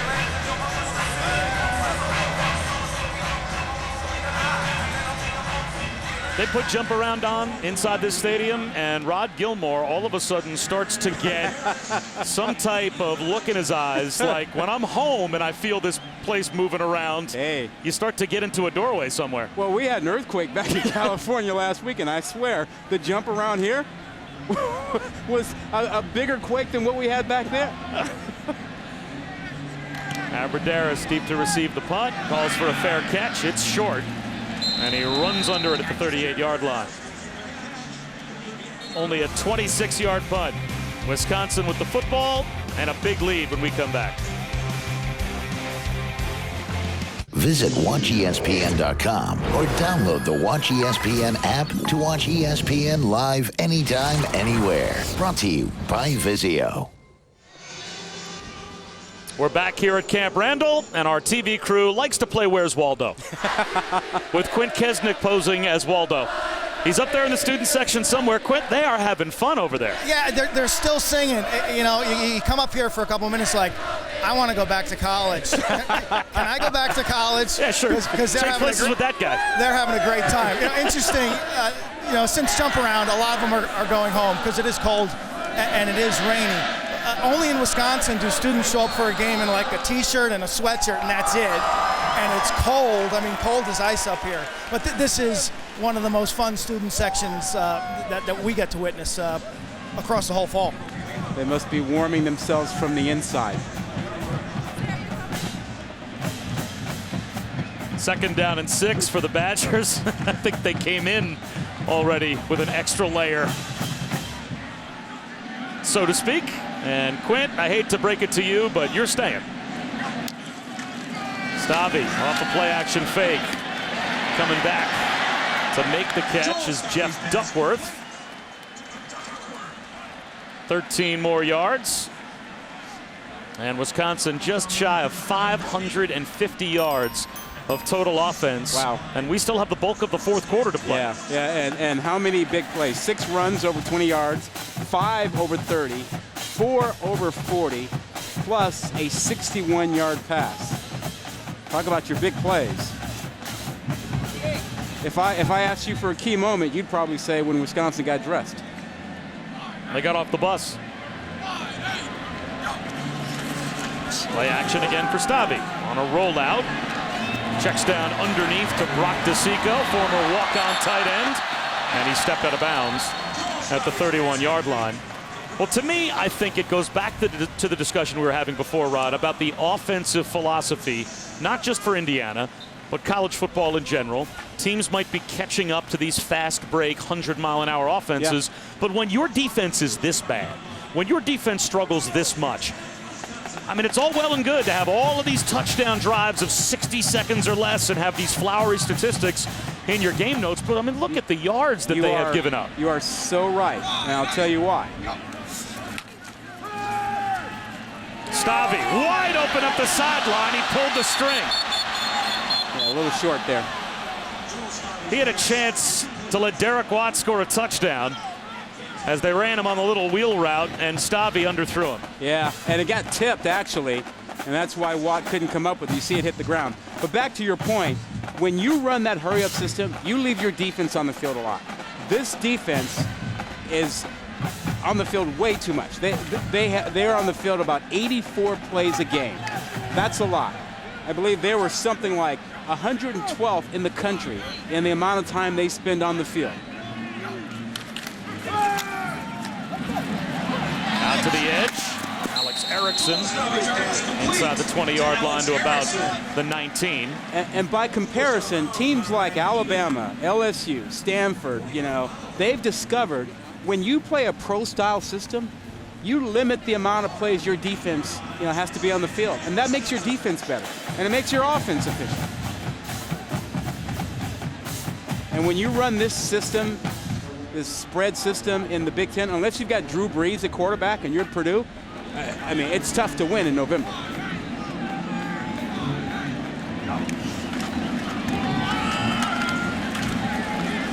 Wow. Corey Clement into the end zone for a 19-yard touchdown. Wow. What a great run by Corey Clement, but Indiana choosing not to participate on the defensive side. And watch him here. I mean, this play seems over to folks. See, folks kind of milling around, and then he just manages to push his way through, run through broken tackles, 3 of them.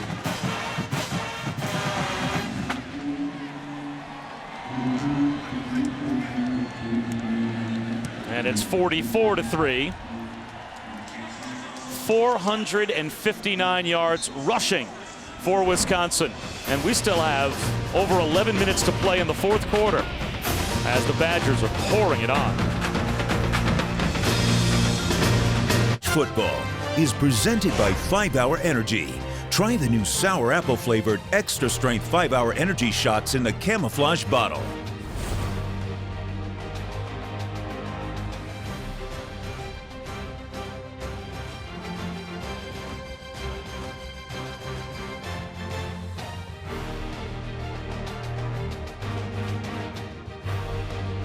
Dancing as well. How do we know that?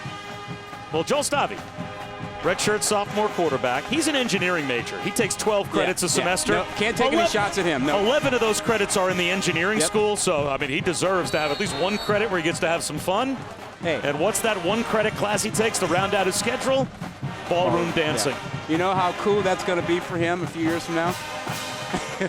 When he breaks out his ballroom dancing moves, and women are going to go, wow. We asked him about the makeup of the class, and he did let us know it tilts from a census towards the female enrollment. So in other words, single guys need to get on board with ballroom dancing and yoga. Never been to a yoga class? I'm only going when I get to go to hot yoga with you. Let's just say that they're not overly populated with guys. I'm waiting for my invite. 2 yards deep. Isaiah Roundtree out to about the 25-yard line, and it's time for today's hardest working player, brought to you by Polaris. And James White, he deserves some recognition. No guess here. I mean, it's easy. Opening the ball game up, 93-yard run, outruns the defense, makes another big run to the outside, over 200 yards rushing on the day. Breaking one to the outside here. And you talk about an unselfish player, helping his buddy, Jared Abbrederis, with a block down the field to get Abbrederis into the end zone. That's pretty hard working. You know what I love too? Every time we show the sideline for Wisconsin and we show James White or Melvin Gordon, as Roberson swings one to the left flat and short hops it, they're always next to each other. Yeah. Always. And there they are again. Yeah. I mean, they're either sitting on the bench, they're near the offensive line, they are attached at the hip. Yeah. And it just speaks, it seems, to what It's you were cool. talking about before, how James White has never begrudged being part of a 1-2 punch. No, it's really cool. And they have a really cool dance. Roberson on a keeper. And he picks up 13 yards and a first down for Indiana. Now for Indiana, the tough thing about today is that your bull hopes pretty much crashed. They had to win 2 of their last 3. They get Ohio State next week, and that's not looking too good. Well, the way things right now are going for Indiana, beating Purdue in their season finale is at best probably a 50-50 toss-up. But you're right, they needed to win one of these 2 games on the road, either at Wisconsin or at Ohio State, to give themselves a chance going into Purdue to possibly be a bowl-eligible team. First down run for Roberson. The way that Ohio State team is playing in November, they are clearly on a mission to tell folks, hey, you know, we are dominant. We want to be considered for the BCS National Championship game, sitting at number 3 in the BCS standings. They're trying to persuade some folks. Roberson looking for the home run ball, underthrows it, and it's dropped. Des Southward had it in his hands for an interception and just couldn't hold on. Yeah, you know, they've struggled throwing the ball today. I mean, their quarterbacks today, 12 of 30 for 122 and a pick. Well, after this play, I'll give you food for thought. Okay. That was on SportsCenter this morning, and we'll see what you think about it. Brett McMurphy had some pretty interesting numbers, one of our college football analysts. And it applies to Ohio State and what their hopes might be realistically. And off to Roberts. And he is close to a first down, a gain of 9.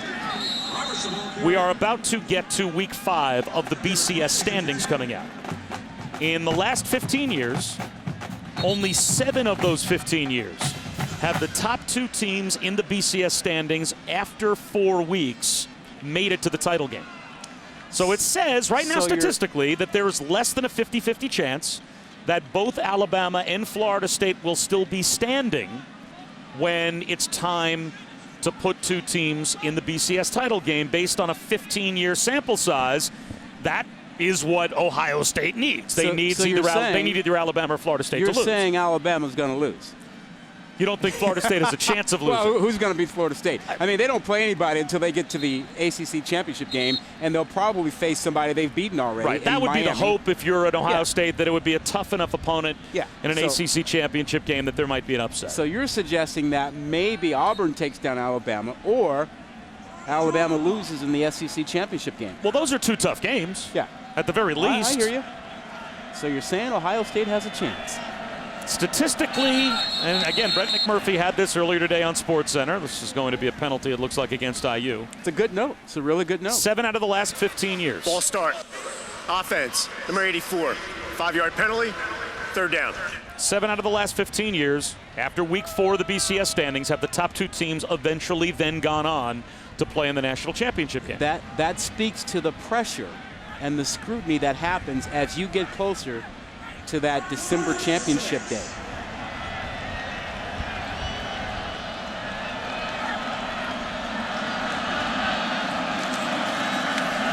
Roberson pulls it down, can't turn the corner. Pinned back at the 50-yard line, Tanner McAvoy read it and came up and was first there for Wisconsin. McAvoy did not hesitate, putting together 2 nice back-to-back games. Played well against BYU last week, got himself a pick. He's a former quarterback who hopes to go back to quarterback at some point. Now let me throw this at you. Statistically, the stats say there's at least a good chance that a Florida State or an Alabama could lose. If Ohio State doesn't get past Michigan State in the Big Ten championship game, who might be sitting right there in 4th place in the BCS standings with a chance to pirate away a spot? I have no idea. There are way too many possibilities. None whatsoever. I think you have an idea. Our ESPN crew back in Madison, but we are missing one of our own as we are sending all of our thoughts, prayers, and every good thought our crew can send towards Keith Marrero, member of our crew and normally our audio guy up here in the booth. He's back in Houston with his family this week. They are mourning the loss of Keith's father. So, Keith, we want to let you know all our thoughts and prayers are with you. We were all thinking about you during a very difficult time, I'm sure. A lot of us exchanged texts just to make sure that he was hanging in there, and it's a tough weekend for the Marrero family. So, Keith, our best to you, and get back soon. Absolutely. Kurt Phillips now in at quarterback for Wisconsin, and we check in with Wendy. Bob, we check on the aforementioned Ohio State facing Illinois. Riley O'Toole here, sacked by Ryan Shazier, the fumble. Illinois Wood recovers, but it's a safety. It's now 43-21 Buckeyes. All right, Wendy, thanks very much. It is Wisconsin all over Indiana, 44-3. It's been that way since, the first or second possession? The second stringer's getting a chance as Corey Clement is in it. Running back, Kurt Phillips in it. Quarterback.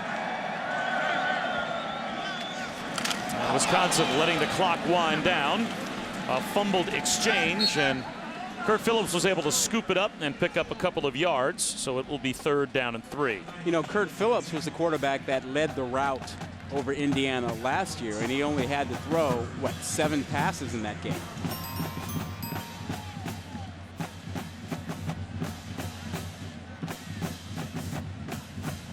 Florida State will try and keep their number 2 and BCS hopes alive when they take on Syracuse coming up in our next round of games.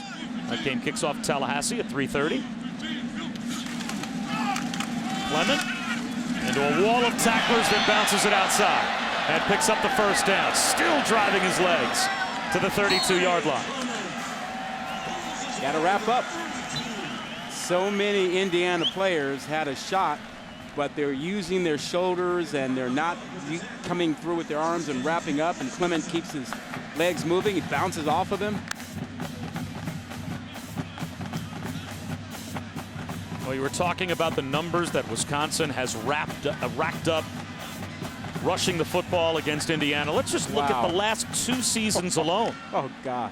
12 touchdowns and 1,000+ yards rushing in 2 games. That's so bad. You know what? It makes you want to go, we're going to play goal line defense every play. Take out the defensive backs. Just play goal line and stop the run, dare them to throw, let them throw. Clement picks up 6 more. There is nothing worse than a team just running the ball down your throat. And this is kind of what it looked like to Indiana. I mean, this is speeded up. That's kind of how it looked. If you're an Indiana defensive player, this is the way you feel when you're going up against Wisconsin trying to stop their run game. Whether it's inside or outside, it all happened pretty fast. For the 4th time this season, Indiana has given up over 600 yards of total offense. 492 on the ground. Attack on the cherry on top, another 122 through the air for Wisconsin. They are up to 614 yards. 3rd down and about 2 with 5.5 minutes to go. I will say this. Despite all the yards they've given up, in the second, third quarter, it would have been easy for that Indiana defense to quit. We saw them continue to play hard. We saw them come up with 3rd down stops. Again, it's a young team, an inexperienced team. So there's reason to believe that those young men will play better as they get older. But the single best thing is that they never quit when this game got out of hand.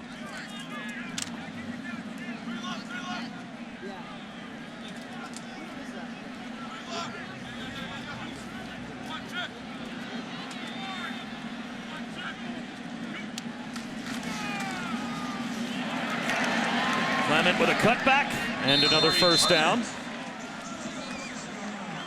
A reminder that later on tonight, Saturday Night Football on ABC, presented by Windows. That team that Rod Gilmore was unaware of their positioning in the BCS standings, they play tonight against USC in a sold-out LA Coliseum. That's Tyler Gaffney and apparently the 4th-ranked Stanford Cardinal. That was game day, right? Who did Corso pick? Saturday Night Football on ABC, 8 Eastern, 5 Pacific. I didn't notice. We were just about to go on the air. Who did he pick? I was getting ready for our broadcast. I didn't see. I'll have to find out. The tree or the sword? Clement, there he goes. Breaks containment. And the rush yards piling up for Wisconsin. He's down to the 20-yard line, a gain of 33 more. 534 yards rushing for Wisconsin. And Quinn, now it's a true freshman Corey Clement getting into the act. Yeah, New Jersey product. Really impressed with what I saw from him on Thursday at practice. He could be the guy next year. And you compare him to James White, he's got a bigger lower body, more power in his legs, and he's got that extra burst. You know, White's got a good first and second gear. The third gear's not there. Clement has that breakaway third gear. As you see him coming over to the sideline right now to catch his breath. He's a little tired. Well, he now has 88 yards rushing. They may have a 4th guy in running for 100 yards on the day. And I understand that Mr. Corso did select Tommy Trojan. Took the sword. Which is interesting considering that Corso was on the Stanford bandwagon to start the season. I guess he jumped completely off of it. Gary Anderson let the clock wind all the way down, called a timeout with 3 minutes to go. A reminder, ESPN is the home of the 100th Rose Bowl game presented by Vizio on New Year's Day. And Barry Alvarez owns 3 of those. That's some nice hardware to own. When you've got not just 1, but 3 Rose Bowl rings. I got to tell you, it is one of those bucket list things. You have to go to a Rose Bowl game. It is a phenomenal venue. Clement brought down, loss of a yard, as Gary Anderson called that timeout, I think, just to get Corey Clement enough rest after the 33-yard burst that he could go back in there and finish off the game.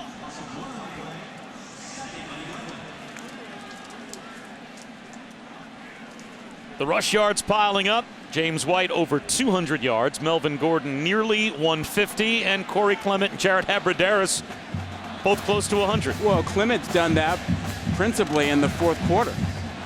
Almost every yard.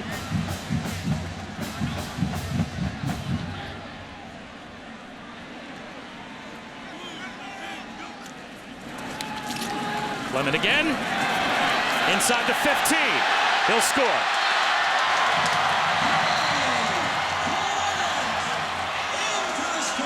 3 100-yard rushers, all with at least 1 touchdown in this game for Wisconsin.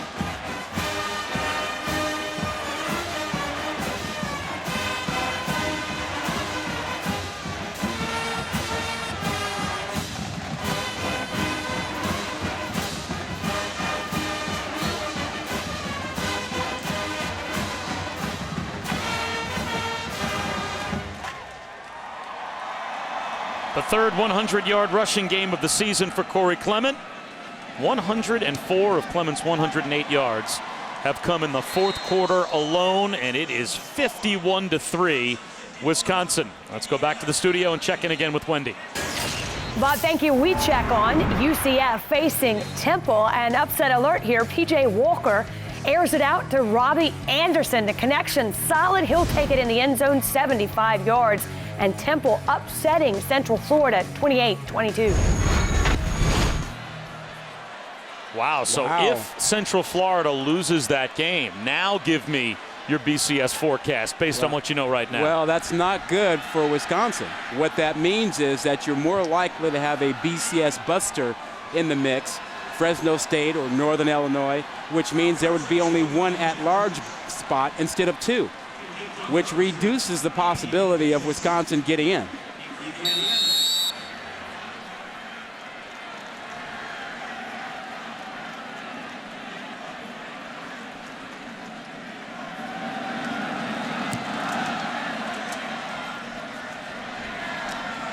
from the 4-yard line. Another return for what has been a busy day for return men for Indiana. That's Isaiah Roundtree. And let's take a look at the Badgers rushing chart with under 2 minutes to go. You basically point them anywhere and they're going to be successful, but between the tackles, going up the middle, they're averaging 10 yards a carry, 303 yards. That tells you how physically dominant and stronger they are, and it tells you about playing against young linebackers in the middle for Indiana. Roberson with a handoff, and Stephen Houston to about the 30-yard line. And at this point, if you're Indiana, I would imagine they will simply run the ball and try and avoid anyone suffering an injury, because you want to get on the game bus was and go long home. since decided. Right? You want to go home. I know how they feel.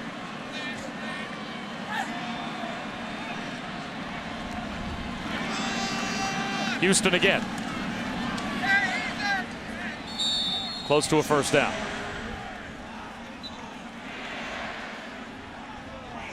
And we shouldn't minimize the job that the Wisconsin defense has done today. The best defense statistically by far this year in the Big Ten, for the most part, has been Michigan State. And this Indiana offense put 4 touchdowns up against Michigan State. They have not had a half this season where they had scored less than 13 points. They're on the verge of only scoring 3 for the game after being shut out in the first half by the Badgers. So as good as Wisconsin's offense has been, and as many accolades as we should throw their way with the rush numbers that they've put up, they are doing something defensively to this Indiana team that none of their opponents have done. Agreed. And I also think that Indiana did not handle the weather in the first quarter. I mean, they turned the ball over a couple times and also hurt themselves, made their drives more difficult and longer with bad snaps. If the end of that Arizona State game had not occurred the way it did, and with the way that Wisconsin is playing at this point in their season, you start to wonder how good of a year Wisconsin could have had as only a 1-loss team. If their only loss was by 7 on the road at the Horseshoe? Yeah, they'd be in the thick of it. They'd be ranked somewhere in the top 10 or near it. A long day for Kevin Wilson and another win for Gary Anderson. Our final score, Wisconsin racks up 554 yards rushing, and they win it 51-3. Up next, our college football scoreboard. So long from Madison, Wisconsin. Let's join Wendy Nix in the studio.